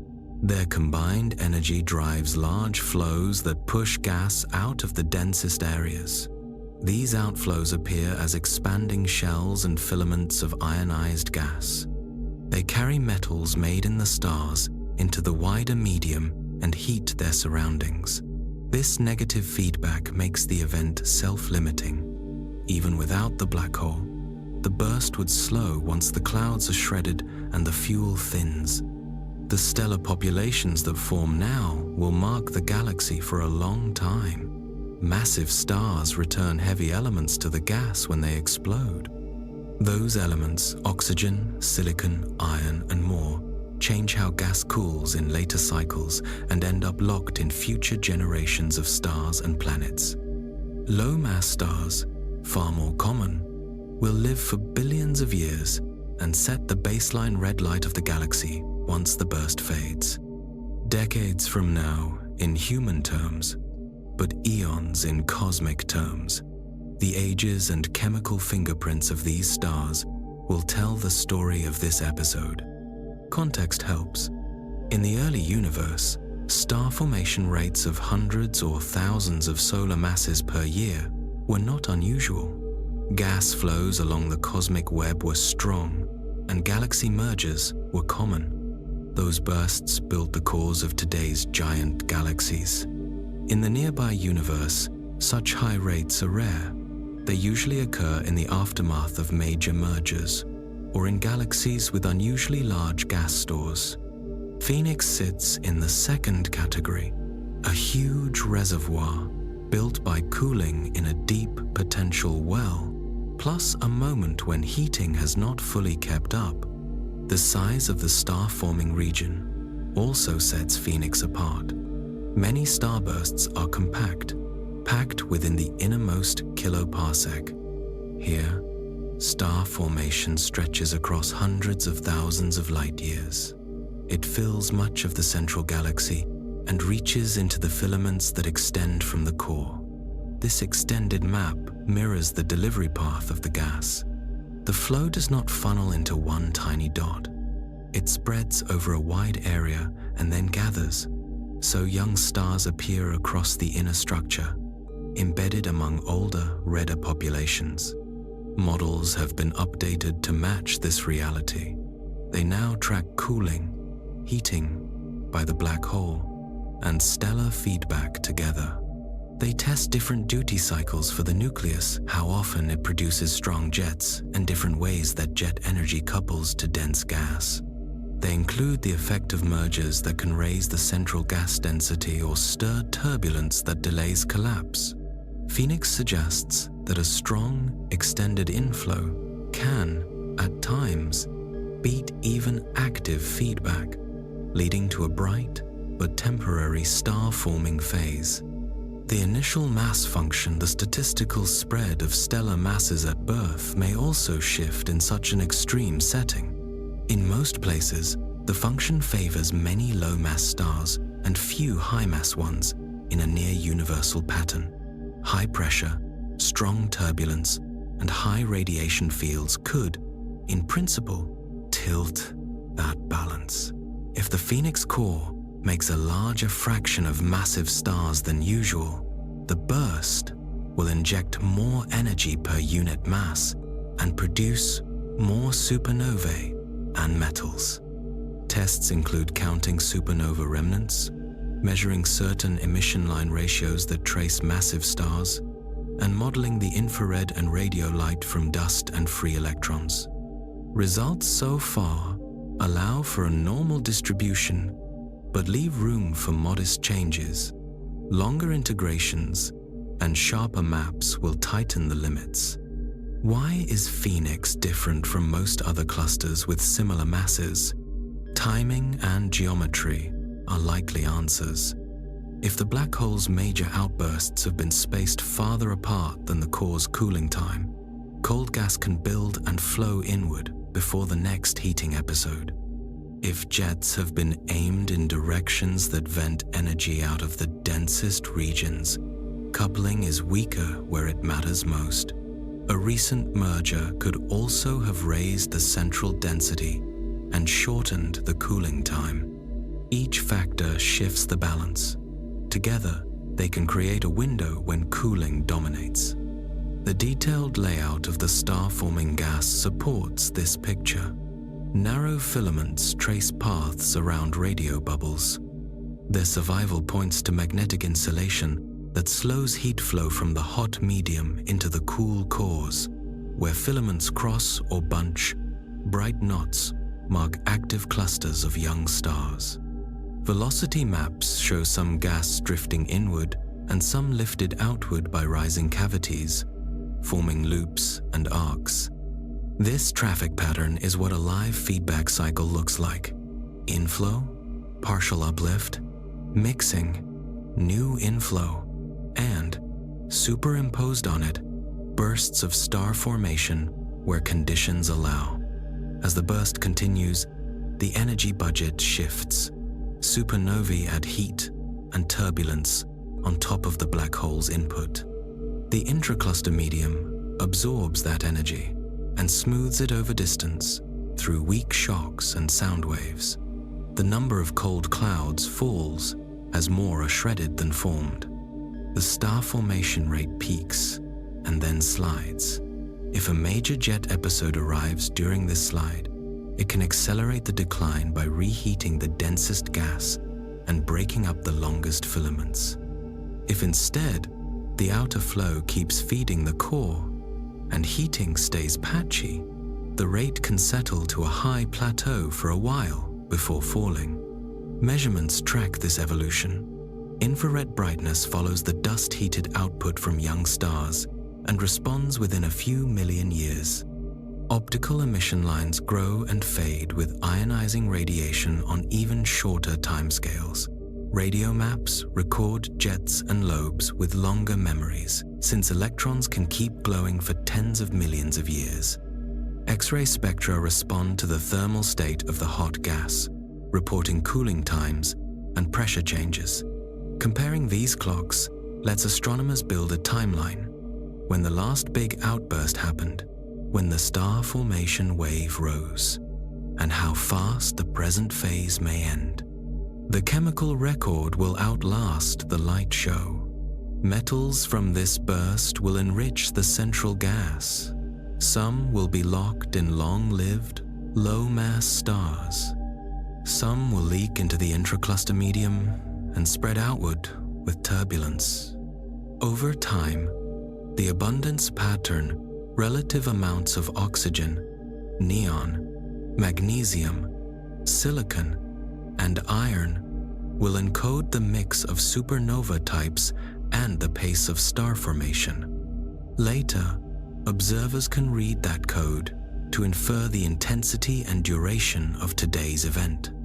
Looking beyond Phoenix, the lessons feed back into the larger story of clusters. Cooling flows can be strong when core densities are high and when feedback is intermittent or poorly coupled. Starbursts in brightest cluster galaxies can be wide instead of compact when the inflow is extended.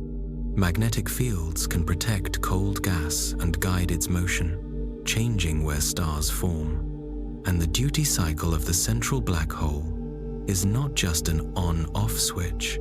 It is a rhythm that must match the cooling time to keep the core stable. When the rhythm slips, a burst follows. On the scale of the central galaxy, the present phase rewrites the visible structure. The light profile gains blue patches and lanes. Dust grows where clouds collect. The spectrum tilts toward shorter wavelengths. On longer timescales, as massive stars die and dust is cleared, the color will swing back to red. The mass will be higher, the metallicity richer, and the central dark matter well slightly deeper through adiabatic contraction. The galaxy will again look smooth at a glance, yet its stars will carry the memory of this surge in their ages and chemistry. All of this can be followed without invoking exotic physics. Gravity gathers gas. Radiative cooling lowers its temperature. Accretion and jets add heat and motion. Magnetic fields reduce heat flow across boundaries and help structures persist. Supernovae and stellar winds add pulses of energy and heavy elements. The Phoenix cluster combines these ingredients at high levels, letting us watch the same rules play out with large signals and clear contrasts. The current view, drawn from multi-band data and tested with simulations, is that Phoenix is caught during a rare high state. Cooling in the core is rapid. Molecular gas is abundant. Star formation is strong and extended. The active nucleus is heating the medium through bubbles and weak shocks, but its recent output has not fully balanced the losses. The system will shift as supply, geometry, and timing change. Whether the next chapter brings a sharp drop due to a powerful outburst, or a slower decline as fuel fades, the imprint of this phase will remain in the stars and in the metals mixed through the gas. Seen this way, the Phoenix core is a working example of how clusters and their central galaxies evolve.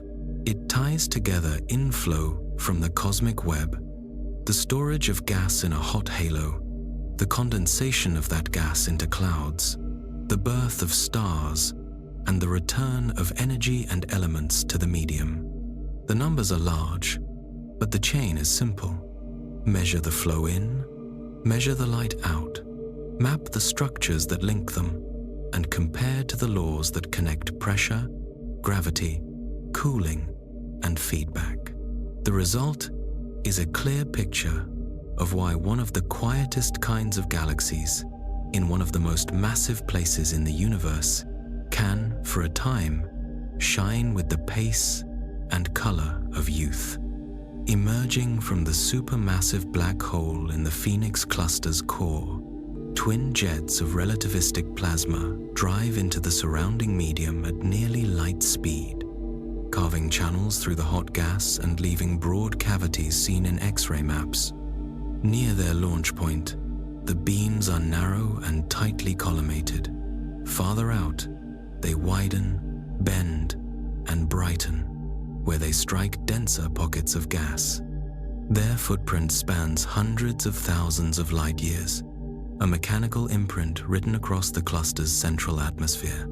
Power for the jets comes from accretion. As matter falls inward through the rotating disk, gravitational energy is converted into heat, radiation, and bulk motion. a fraction of that energy is funneled into fast particles and magnetic fields that stream outward as ordered, directed outflows. The engine is remarkably efficient by natural standards, turning small amounts of mass into large amounts of kinetic power. Conditions close to the hole are crucial. Differential rotation in the disk wins magnetic fields. Frame dragging near the spinning black hole twists those fields further. When the field strength and geometry reach the right state, material is launched along the rotation axis and accelerated to relativistic speed. The exact launch details remain under study, yet observations show that jets accompany accretion across the mass scale from stellar black holes in our galaxy to the most massive black holes in distant clusters. The Phoenix jets follow this pattern, showing that the same physics operates over many orders of magnitude in mass, size, and power. As the jets travel, they do work on the gas. Their pressure pushes aside the hot plasma and inflates buoyant bubbles filled with relativistic particles. In X-rays, these regions appear as dim cavities framed by bright rims. Measuring their volumes and the surrounding pressure yields an estimate of the energy required to create them. Typical values imply powers that, sustained for millions of years, can rival or exceed the combined starlight of entire galaxies. The bubbles rise like balloons, dragging cooler gas in their wake and stirring the core. Weak shocks form at their leading edges, adding heat and marking the path of the outflow. Behind rising cavities, the displaced gas flows inward, setting up broad circulation that redistributes energy and momentum through the core. These motions are too slow to track directly in real time, but they leave fingerprints in the temperature and density maps. Rims, edges, and ripples that align with radio lobes and with the predicted paths of buoyant plumes. Radio light traces these processes from another angle. Electrons whip to near light speeds, spiral along magnetic field lines, and emit synchrotron radiation, outlining jets and lobes in elongated arcs. Bright hotspots mark places where outflows slam into denser material and dump energy quickly. Spectra that steepen toward higher frequencies betray aging particle populations whose energies have been drained by radiation losses. Together with X-ray maps, radio images show both the fresh work being done and the fading footprints of earlier episodes. Jet activity is episodic. Periods of vigorous outflow alternate with quieter intervals, while the black hole's fuel supply ebbs and flows. Each active episode inflates a new pair of cavities. Over time, the layered record of these events appears as nested bubbles and gentle ripples that expand away from the center. The Phoenix core shows multiple generations of such structures, evidence that its nucleus has cycled through many on-states over the last few 100 million years. Because the cooling time of the densest gas is comparably short, gaps between strong outbursts allow cold gas to build and star formation to jump. Heating from jets competes directly with radiative cooling in the core. Where the two are well matched, the gas stays hot and stable, and star formation remains modest. Where cooling runs ahead, cold gas condenses and flows inward, feeding both star formation and accretion. Phoenix belongs to the latter state at present. Cavities, shocks, and ripples show that the engine is active, yet cooling has outpaced heating enough to allow a large reservoir of molecular gas and a sustained starburst. Explanations include a recent rise in central gas density, a lull or misalignment in jet power, or inefficiencies that let energy escape along low-density channels while leaving the densest gas underheated. Jets also impart momentum and angular momentum to the ambient medium. As they drill through the core, they twist and shear the gas, setting up slow swirls that can persist for long periods. Spectroscopic maps of emission lines reveal these non-radial motions, coherent flows, eddies, and velocity gradients that do not simply track free fall. Such motions help distribute the injected energy, spreading heat over wider volumes than the jet channels alone would reach. Turbulence cascades from large to small scales, mixing metals and softening temperature gradients. Relativistic electrons inside jets and lobes also collide with the sea of low-energy photons from the cosmic microwave background. Inverse Compton scattering kicks those photons to higher energies, adding X-ray and sometimes gamma-ray light that complements the radio synchrotron glow. By comparing the synchrotron spectrum with the inverse Compton signal, astronomers separate the energy stored in particles from the energy in magnetic fields, completing the budget of the non-thermal plasma. The feedback driven by jets reaches beyond the immediate core. Heating the surrounding gas raises its entropy and pressure, making it harder for infalling galaxies to retain their own gas. Ram pressure from the hot medium then strips those galaxies more efficiently, reducing their future star formation and adding to the intracluster reservoir that can, in turn, feed the center. In this way, jet-heated cores influence the wider population, contributing to the overall trend that cluster galaxies look redder and quieter than similar mass galaxies in the field. Another signature of the jet-medium interaction is the sharp boundary of cold fronts. Cooler, denser gas can slide through hotter surroundings along contact surfaces that stay surprisingly narrow. Magnetic fields draped along these fronts suppress heat flow across the boundary and stabilize the interface against mixing. Where a rising bubble brushes past, the front can kink. Where shocks pass, the temperature and density jump together. In Phoenix, fronts, shocks, and cavities interlock into a consistent map of recent activity. Understanding these links depends on measurements across the spectrum. Radio arrays chart the geometry of jets, the sizes of lobes, the curvature of spectra, and polarization patterns that reveal field directions. Millimeter facilities trace the cold molecular gas that forms stars and, in part, feeds the next accretion episode.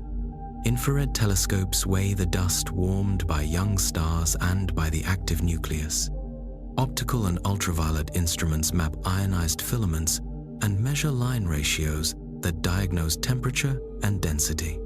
X-ray observatories quantify hot gas temperatures, densities, cooling times, and the pressures that confine cavities. The inverse problem inferring the engine's history from the observed structures uses a few key timescales. The buoyant rise time of a cavity gives a rough age for that bubble. The sound crossing time sets how quickly weak shocks traverse the core.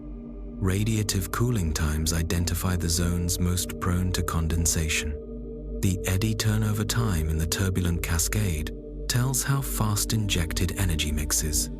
Aligning these clocks for Phoenix yields a timeline of outbursts, lulls, and renewed activity that fits the present high cooling rate. Pressure balance inside cavities offers another constraint. Relativistic plasma must roughly match the external pressure to avoid rapid collapse or explosive expansion. Measuring external pressure from X-ray data and internal particle and magnetic pressures from radio and inverse Compton signals tests whether additional components, such as entrained thermal gas, are needed. In some clusters, missing pressure points to unseen particles or to partial filling. Phoenix's cavities are consistent with plasma dominated by relativistic electrons and magnetic fields, possibly mixed with a light thermal component. The jet's ability to reach large radii depends on how well they stay collimated and on how easily they punch through the dense central regions. If they remain narrow and stable, they can transport energy outward before depositing it. raising entropy far from the core. If they broaden quickly or wobble, they couple more locally, concentrating heating in the inner tens of kiloparsecs. Observed bends and flares in the Phoenix jets suggest encounters with asymmetric density fields or crosswinds from sloshing gas. Microphysics sets important details. Viscosity in the hot plasma affects how easily bubbles shed vortices and how turbulence grows behind them. Anisotropic conduction along magnetic field lines changes how heat flows into cool filaments. Cosmic rays can diffuse out of lobes and deposit energy where they collide with gas clouds. Each process leaves traces in the width of cold fronts, the smoothness of rims, the thickness of filaments, and the small-scale brightness fluctuations seen in radio and X-ray images. Momentum carried by the jets can, over many episodes, impart slow rotation to parts of the core gas. If the twin outflows are slightly mismatched or deflected, they add net angular momentum to the medium. Velocity maps then show gentle gradients and arcs in the line-emitting filaments, suggesting that some clouds orbit as they fall. Inverse Compton measurements offer a handle on electron ages. Electrons that scatter microwave background photons up to X-ray energies cool faster than those radiating at radio frequencies when fields are weak. The ratio of X-ray to radio brightness in a lobe therefore depends on field strength and on how long the particle population has evolved since the last acceleration event. Matching this ratio in Phoenix's lobes implies fields strong enough to confine the plasma, yet not so strong that losses are dominated by synchrotron emission. The duty cycle likely follows the large-scale supply. Filaments feeding the core do not deliver gas at a steady rate. Mergers, sloshing motions, and the statistical nature of condensation produce variability. When supply spikes, the accretion rate rises after a delay set by the time needed for gas to shed angular momentum and reach the disk. A jet episode follows, raising, heating, and lowering net cooling. Models that include this delayed negative feedback reproduce the lumpy history inferred from Phoenix's nested bubbles and mixed-phase gas. On cluster-wide scales, jet-driven heating helps explain correlations between central entropy and the presence of star formation and H-alpha emitting filaments. Phoenix sits at the low entropy, high cooling end of these relations, yet still shows AGN-inflated cavities and weak shocks, highlighting that feedback can coexist with strong cooling when timing and geometry align. The same mix appears in metal distributions, enriched gas concentrated near the core, with tails drawn out along likely flow paths. Magnetic fields do more than collimate jets. Fields wrapped around rising bubbles, magnetic drapings stiffen their surfaces and suppress instabilities that would otherwise shred them. This prolongs their rise and spreads heating over larger volumes. In cold filaments, fields aligned along their lengths reduce transverse heat flow and help preserve dense cores against evaporation. Polarization maps that measure Faraday rotation toward background sources estimate both strengths and coherence lengths, anchoring models of field geometry in the Phoenix core. Future observations will refine this picture. Deeper X-ray exposures will resolve fainter rims, sharpen pressure maps, and track temperature substructure into the outskirts. Millimeter arrays will map individual molecular clouds and their velocities, showing how gas moves from filament to disk. Wideband radio imaging will follow lobe spectra over larger ranges, tighten constraints on particle aging, and reveal low surface brightness relics from earlier outbursts. Ultraviolet and optical integral field units will deliver velocity fields of ionized gas with enough detail to separate uplift from inflow. Even with better data, some scales will remain hidden. The launching region within a few tens of gravitational radii is too small to resolve at Phoenix's distance.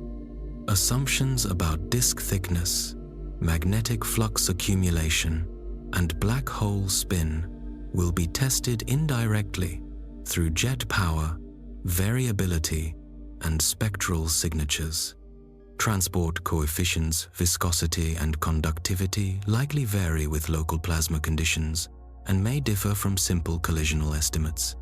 Constraining them requires comparing observed fronts, rims, and ripples to detailed simulations.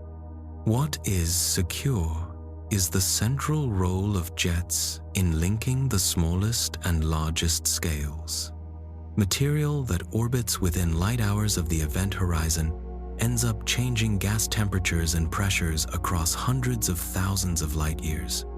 The chain of causation runs through magnetic fields, shocks, turbulence, and buoyant rise, and it closes when uplifted gas falls back to feed the next accretion episode. Phoenix, with bright cavities, extended filaments, and vigorous star formation, shows this loop in motion. Energy flows must balance over time. Cooling in the core removes energy at a rate measured from X-ray spectra. Mechanical work done by jets is estimated from cavity sizes and rise times. Star formation adds radiation and mechanical feedback from supernovae. Summing these channels and comparing them band by band builds the Phoenix budget. Current totals show a system near balance, but tilted toward cooling enough to sustain today's molecular reservoir and high star formation rate.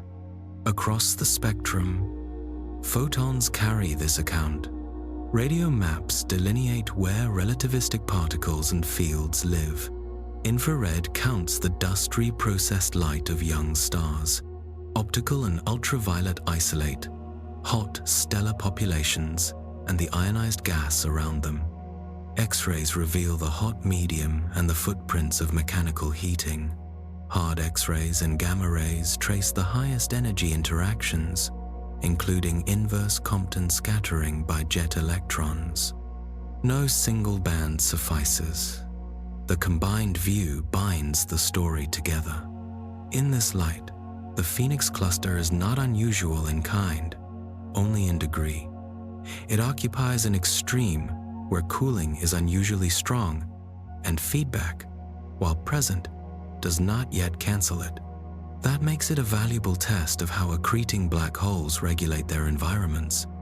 The same ingredients appear in many systems, group centers, giant ellipticals, and other rich clusters, but here the signals are brighter, the contrasts sharper, and the timescales short enough that changes can be read from one generation of bubbles to the next. The jets themselves will continue to rework the gas. New cavities will rise as old ones fade. Filaments will be lifted, stretched, and allowed to fall. Shocks will ripple outward and dissipate. The balance between heating and cooling will slide with supply, geometry, and microphysics, but the underlying logic will hold. Energy drawn from infall near the event horizon returns to the cluster as heat and motion, and the fate of stars and gas in the core follows from how effectively that return couples to the densest regions. Coordinated observing across wavelengths ties loose ends into a coherent map of energy flow. Radio interferometers measure flux at many frequencies to build spectral index maps, which age-date electron populations and flag fresh acceleration where indices flatten. Polarization traces field order, and depolarization reveals small-scale turbulence or tangled fields. In the millimeter band, arrays such as ALMA resolve CO and other molecular lines into filaments and rotating streams, weighing the cold reservoir and clocking its motion toward the nucleus. Infrared spectra capture dust features and molecular hydrogen lines that diagnose heating by shocks versus starlight. Optical integral field cubes deliver two-dimensional maps of emission line ratios, separating photoionization by young stars from excitation by fast particles or by jet-driven shocks. Ultraviolet imaging catches the youngest clusters outright. X-ray calorimeters and gratings read ion temperatures, bulk flows, and metal abundances in the hot phase, while surface brightness fluctuations constrain turbulence and pressure waves. Turning these heterogeneous datasets into a single physical picture demands careful calibration. Instruments have different angular resolutions, sensitivities, and fields of view. Aligning maps requires accurate astrometry. Comparing fluxes requires cross-band apertures and consistent background handling. Spectral fitting must account for absorption by dust and gas along the line of sight. Lensing by the cluster itself can magnify and distort background sources, sprinkling arcs through optical images that must be modeled and removed to isolate intrinsic structures. Once aligned, the datasets anchor simulations that evolve gas, magnetic fields, and cosmic rays under gravity and feedback, allowing pixel-to-pixel comparisons between synthetic and observed maps. Models that best reproduce Phoenix share common traits. They inject jet power in bursts, let bubbles rise and mix, include anisotropic conduction and viscosity, and allow cold gas to condense when local cooling times drop below freefall times by a small factor. They also uplift low-entropy gas, which then cools in the wakes of bubbles, an efficient path to forming the long filaments actually seen. When the simulated duty cycle is tuned so that outbursts arrive slightly slower than the core's cooling time, large reservoirs of molecular gas accumulate and extended star formation follows, matching the observed high rates and broad distribution. Momentum and energy constraints provide further checks. The thrust needed to inflate cavities implies mass loading in the outflow, placing limits on how baryons and magnetic flux are partitioned at launch. The absence of strong, broad shocks around many cavities argues that most heating occurs gently through turbulence, sound waves, and mixing, rather than by repeated strong shocks. In Phoenix, weak shocks do appear near some rims, consistent with modest Mach numbers and with gradual, widespread deposition of energy rather than localized destructive blasts. Finally, the jet's influence reaches into the cluster's outskirts through the slow transport of entropy. Cavities rising to large radii lift low-entropy gas from the center and leave behind higher entropy material. Over many cycles, this can reshape radial entropy profiles and help explain why some clusters avoid catastrophic cooling for long stretches.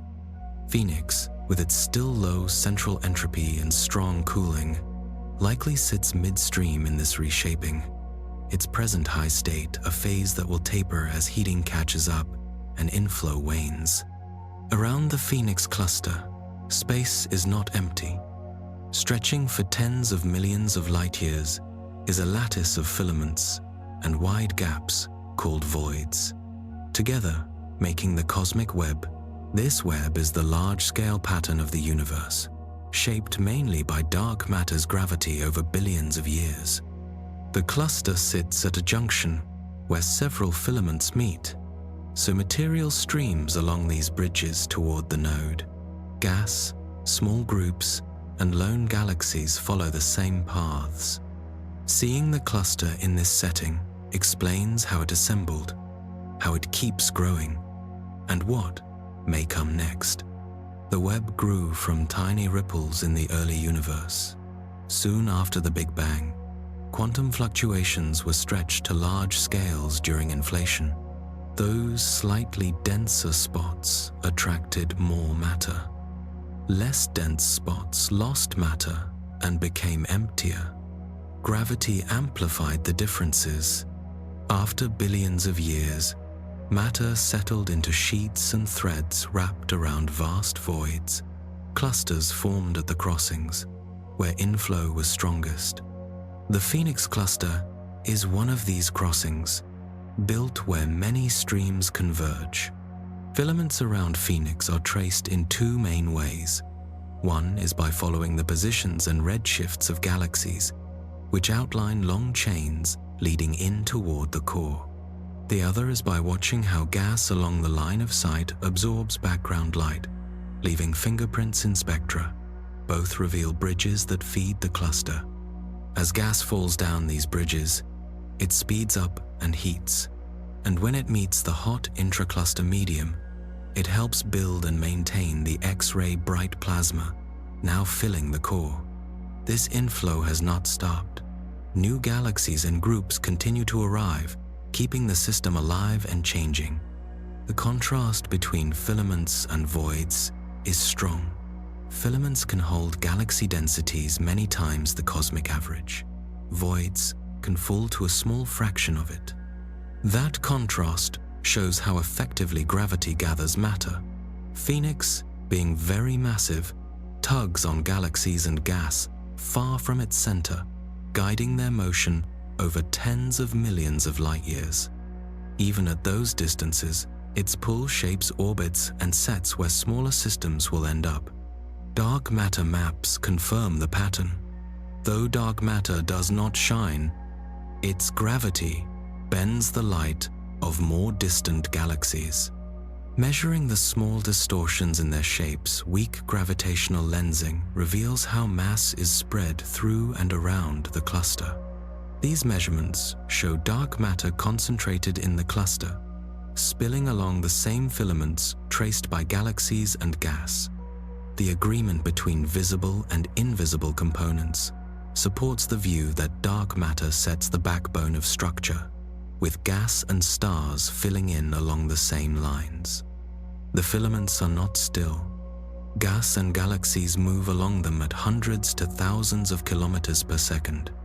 As this material falls inward, its motion energy turns to heat through shocks and compression, adding to the intracluster medium. Every group that merges, every galaxy that plunges in, leaves a mark, a shock, a ripple, a trail of stripped gas. Over long times, these repeated events have built the hot atmosphere we see today, while also altering the mix of galaxy types inside the cluster.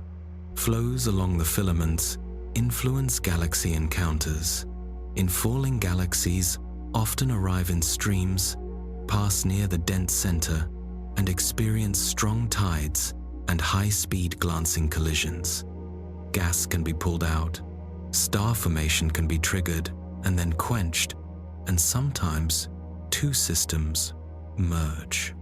After multiple passes and mergers, disks are disturbed and eventually erased, leaving rounder, smoother ellipticals. This is why clusters like Phoenix show so many ellipticals and so few star-forming spirals compared with the field. Voids tell the other side of the story. They are not truly empty. They hold sparse galaxies and thin, warm gas. Life there is slower. With fewer neighbors, galaxies suffer fewer collisions and less stripping. They keep more of their gas and can keep forming stars for longer. The sharp difference between filament nodes and deep voids shows how environment steers evolution. Where you live in the web, dense crossing or quiet gap helps decide your future. Large computer simulations of cosmic growth reproduce these features. Starting from the early universe and letting gravity act on a mix of dark matter and gas, they produce webs, filaments, and cluster nodes that match what telescopes see. Structures like the Phoenix cluster grow naturally at filament crossings.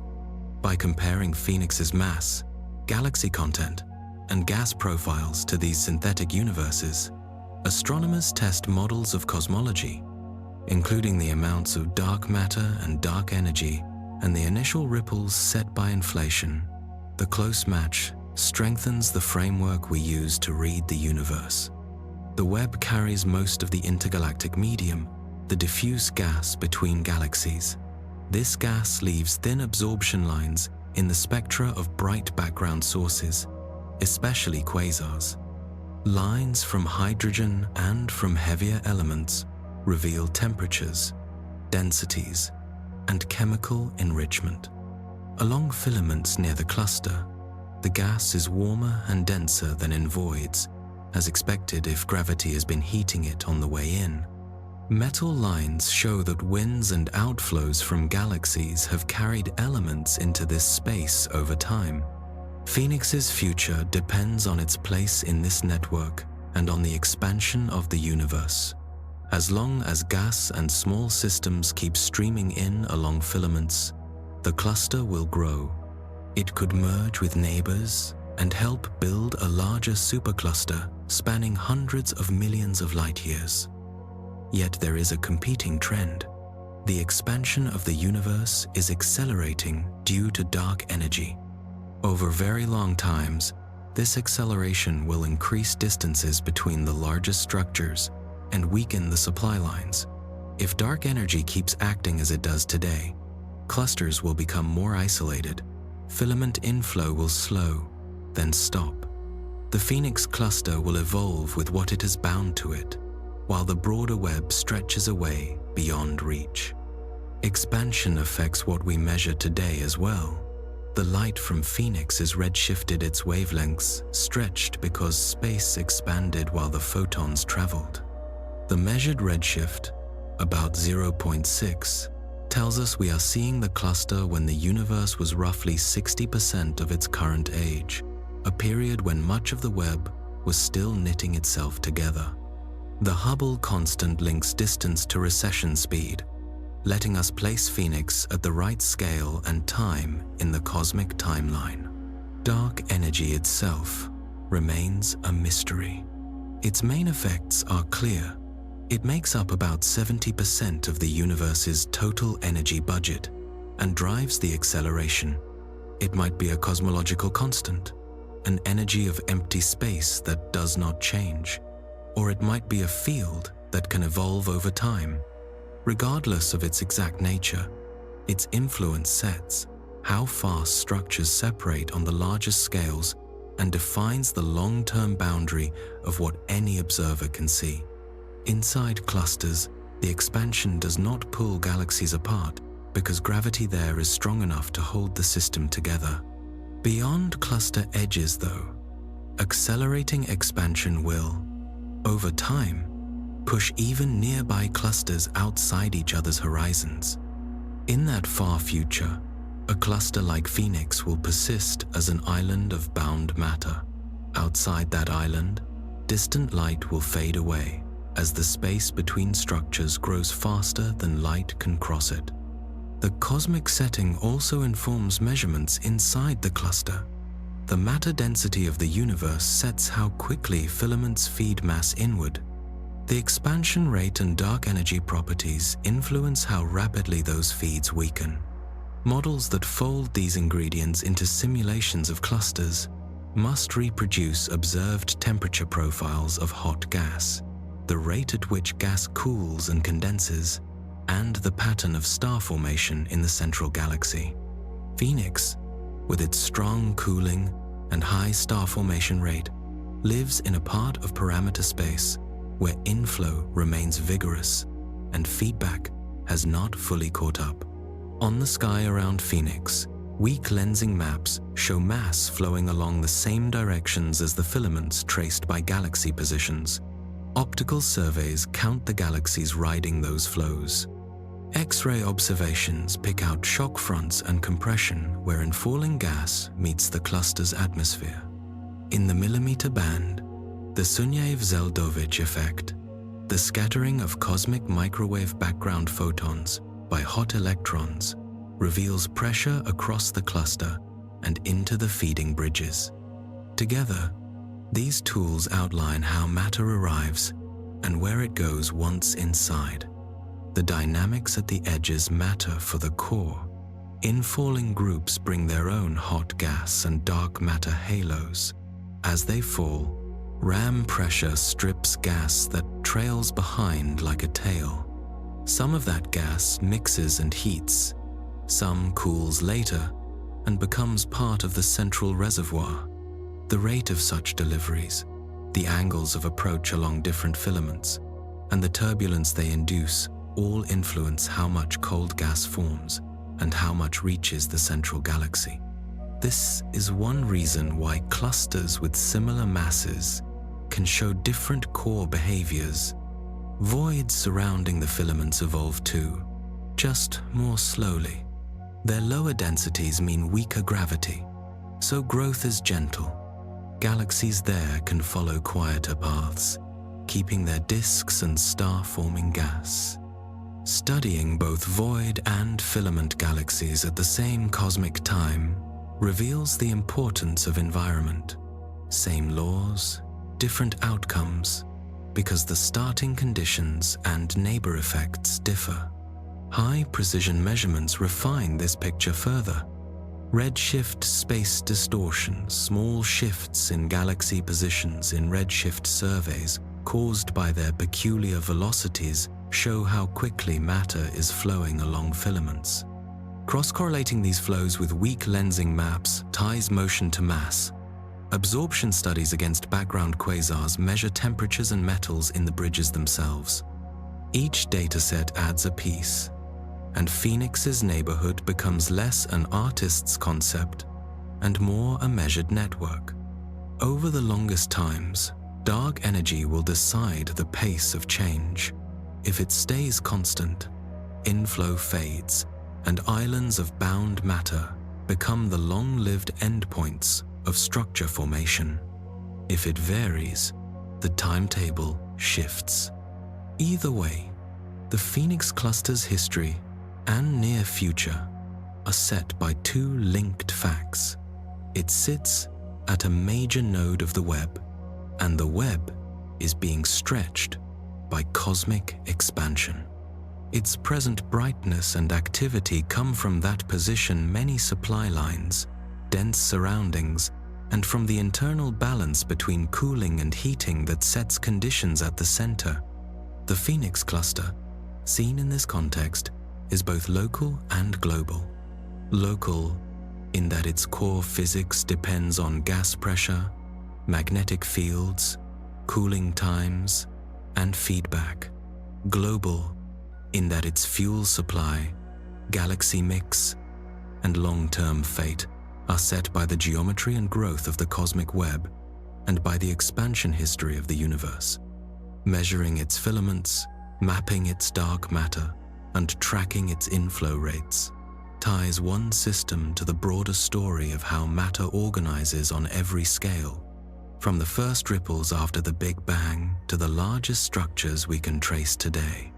Counting how many clusters exist at different masses and redshifts lets astronomers pin down key numbers in cosmology. A system as massive as the Phoenix cluster at redshift 0.6 is a strong data point in that count. Its presence helps rule out models in which early density ripples were too small to grow so quickly, and supports models where the initial conditions and the growth rate of structure can make very massive clusters by that epoch. Cluster studies also test ideas about dark matter. Maps built from gravitational lensing, the way the cluster bends light from more distant galaxies, combined with galaxy motions, show that most of the mass is dark. The ratio of dark to ordinary matter is several to 1, and the mass follows the same broad pattern as the galaxies. These results fit scenarios where dark matter is made of weakly interacting massive particles that clump under gravity and form the backbone of the cosmic web. Other possibilities for dark matter must match the same lensing maps, galaxy dynamics, and hot gas profiles, so clusters like Phoenix put tight limits on alternatives. Phoenix's redshift places it in a transition era. The universe was about 60% of its current age. Global star formation rates were falling from their peak. Major mergers were less frequent than before, and large-scale structure was settling into the shapes we measure today. Against that background, the Phoenix core stands out. Cooling is strong, molecular gas is abundant, and stars are forming rapidly. Studying such outliers shows the range of outcomes possible under the same basic laws and helps identify which local conditions, central density, gas supply along filaments, recent mergers, or jet geometry tip a cluster off the typical track. Cosmic time is built into all of these measurements. The light now reaching us left the cluster more than 5 billion years ago. Since then, stars there have aged. Some have ended as supernovae, and gas flows have changed. Telescopes work as time machines, so each observation is a look at a past state. This delay is not a flaw, it is how astronomy reads history directly from the sky. Future surveys will extend this record. Deep, wide-area catalogues will find clusters at earlier times and lower masses. X-ray and millimeter observations will refine total masses through hot gas pressure and the Sunyaev-Zeldovich effect. Optical and infrared spectra will improve temperature and metallicity measurements and track star formation with better dust corrections. Detailed case studies of systems like Phoenix will continue to map feedback, cooling, and gas supply in fine detail. Together, these efforts will tighten constraints on the matter density of the universe, the amplitude of initial fluctuations, the expansion history, and the physics that links small scales to large ones. Clusters also test general relativity on megaparsec scales. In Phoenix, strong lensing produces arcs and multiple images, while weak lensing produces small, coherent shape distortions across wide areas. Both effects match Einstein's predictions when the mass distribution inferred from galaxies and hot gas is included.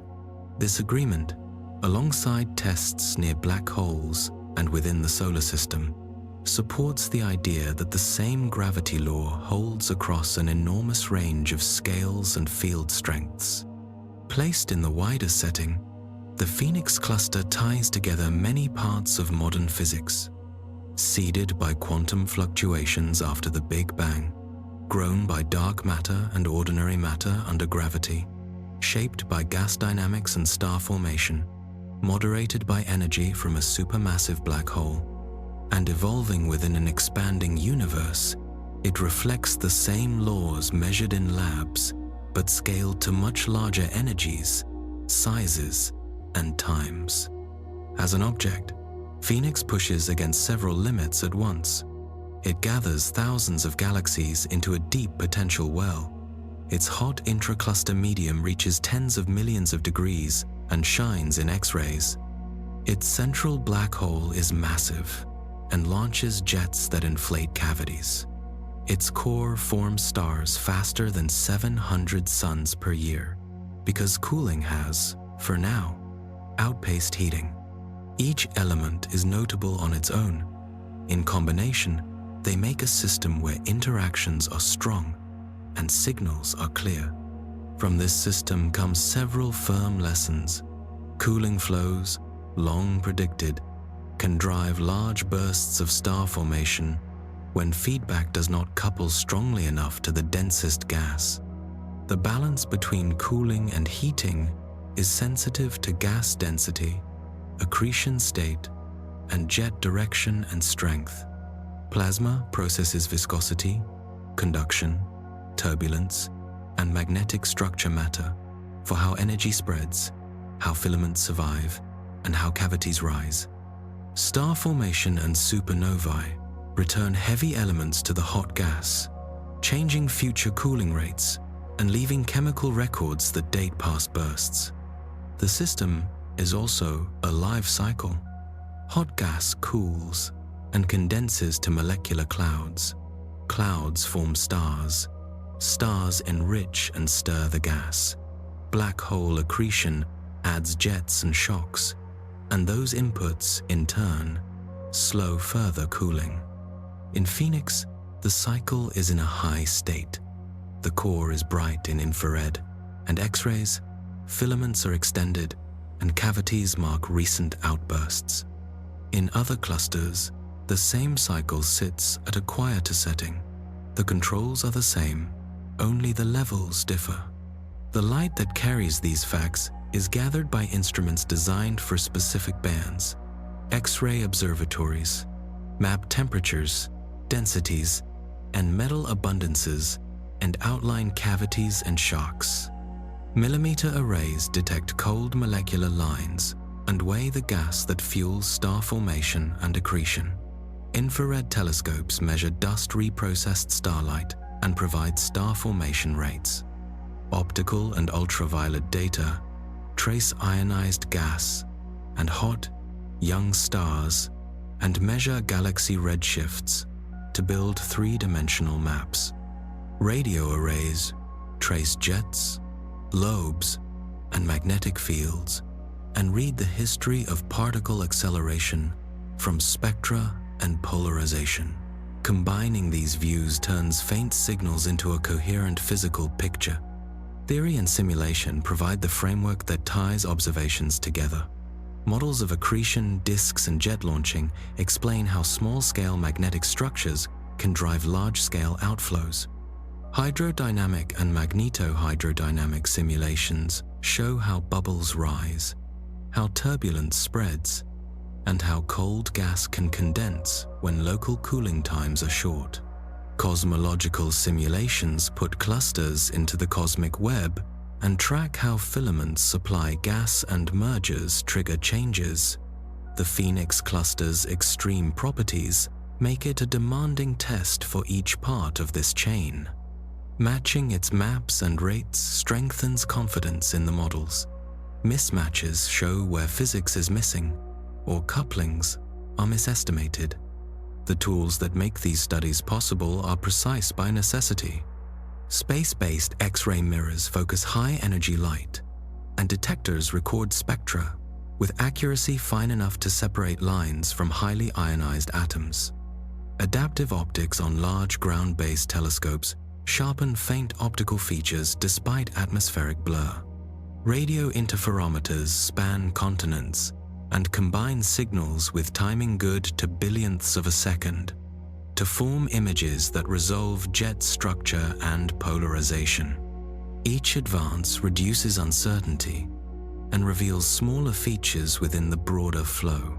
Clusters are also useful beyond astrophysics. The temperature and density regimes in hot intracluster gas, the relativistic plasmas in jets and lobes, and the strong gravity environment near supermassive black holes test plasma physics. High-energy processes and general relativity, where Earth-based experiments cannot reach.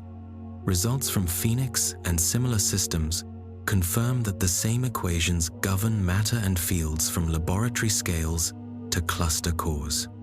Looking forward, the most important open questions for systems like Phoenix center on timing and coupling. How often do strong jet episodes occur relative to the core's cooling time? How does jet power couple to the densest gas? And along what paths does that energy travel? Under what conditions do cold filaments survive long enough to reach the inner disk and feed the next outburst? How common are high-state cores like Phoenix at similar redshifts? And how long do such phases last? Surveys that find larger samples and repeated observations that track variability will sharpen these answers. Even as data improve, Phoenix will remain a reference. Its mass, redshift, and high-state core give it a distinctive spot among clusters. New measurements, deeper X-ray maps, wider lensing fields, finer radio polarization, and sharper millimeter kinematics will slot into an existing framework of results and make the picture more exact. Comparisons to quieter clusters, to major mergers, and to systems with weak or absent cooling flows will place its behavior on a spectrum and show which features come from global conditions and which from local timing. Across all these threads, the same conclusion holds. A single set of physical laws explains both the small-scale engine and the large-scale structure. Gravity sets the potential wells and shapes the cosmic web. Radiative cooling and heating from stars and black holes set the state of the gas. Magnetic fields and turbulence govern transport and stability. Dark matter provides most of the mass and guides where growth occurs. When these elements combine under conditions like those in Phoenix, the outcome is a cluster core with strong cooling, extended star formation, and repeated jet-driven heating, all measurable, all connected. The Phoenix cluster's role in cosmology is therefore twofold. As one point in the cluster mass function at intermediate redshift, it constrains the initial fluctuation spectrum, the matter density, and the growth rate of structure. As a well-resolved laboratory, it shows how feedback and cooling operate at high pressure and high density. Both roles are necessary. The first sets the broad parameters of the universe. The second explains how those parameters play out in real systems. Seen in this way, measurement and meaning align. Counts of clusters test cosmology. Lensing maps weigh dark matter. Spectra set temperatures and chemical histories. Images trace cavities, filaments, and shocks. Models link these observables to a practical flow of energy and matter. The Phoenix cluster fits within that network as a clear, quantitatively rich case that ties together early universe seeds, the growth of the web, the physics of hot plasmas, the life cycles of galaxies, and the action of a central black hole.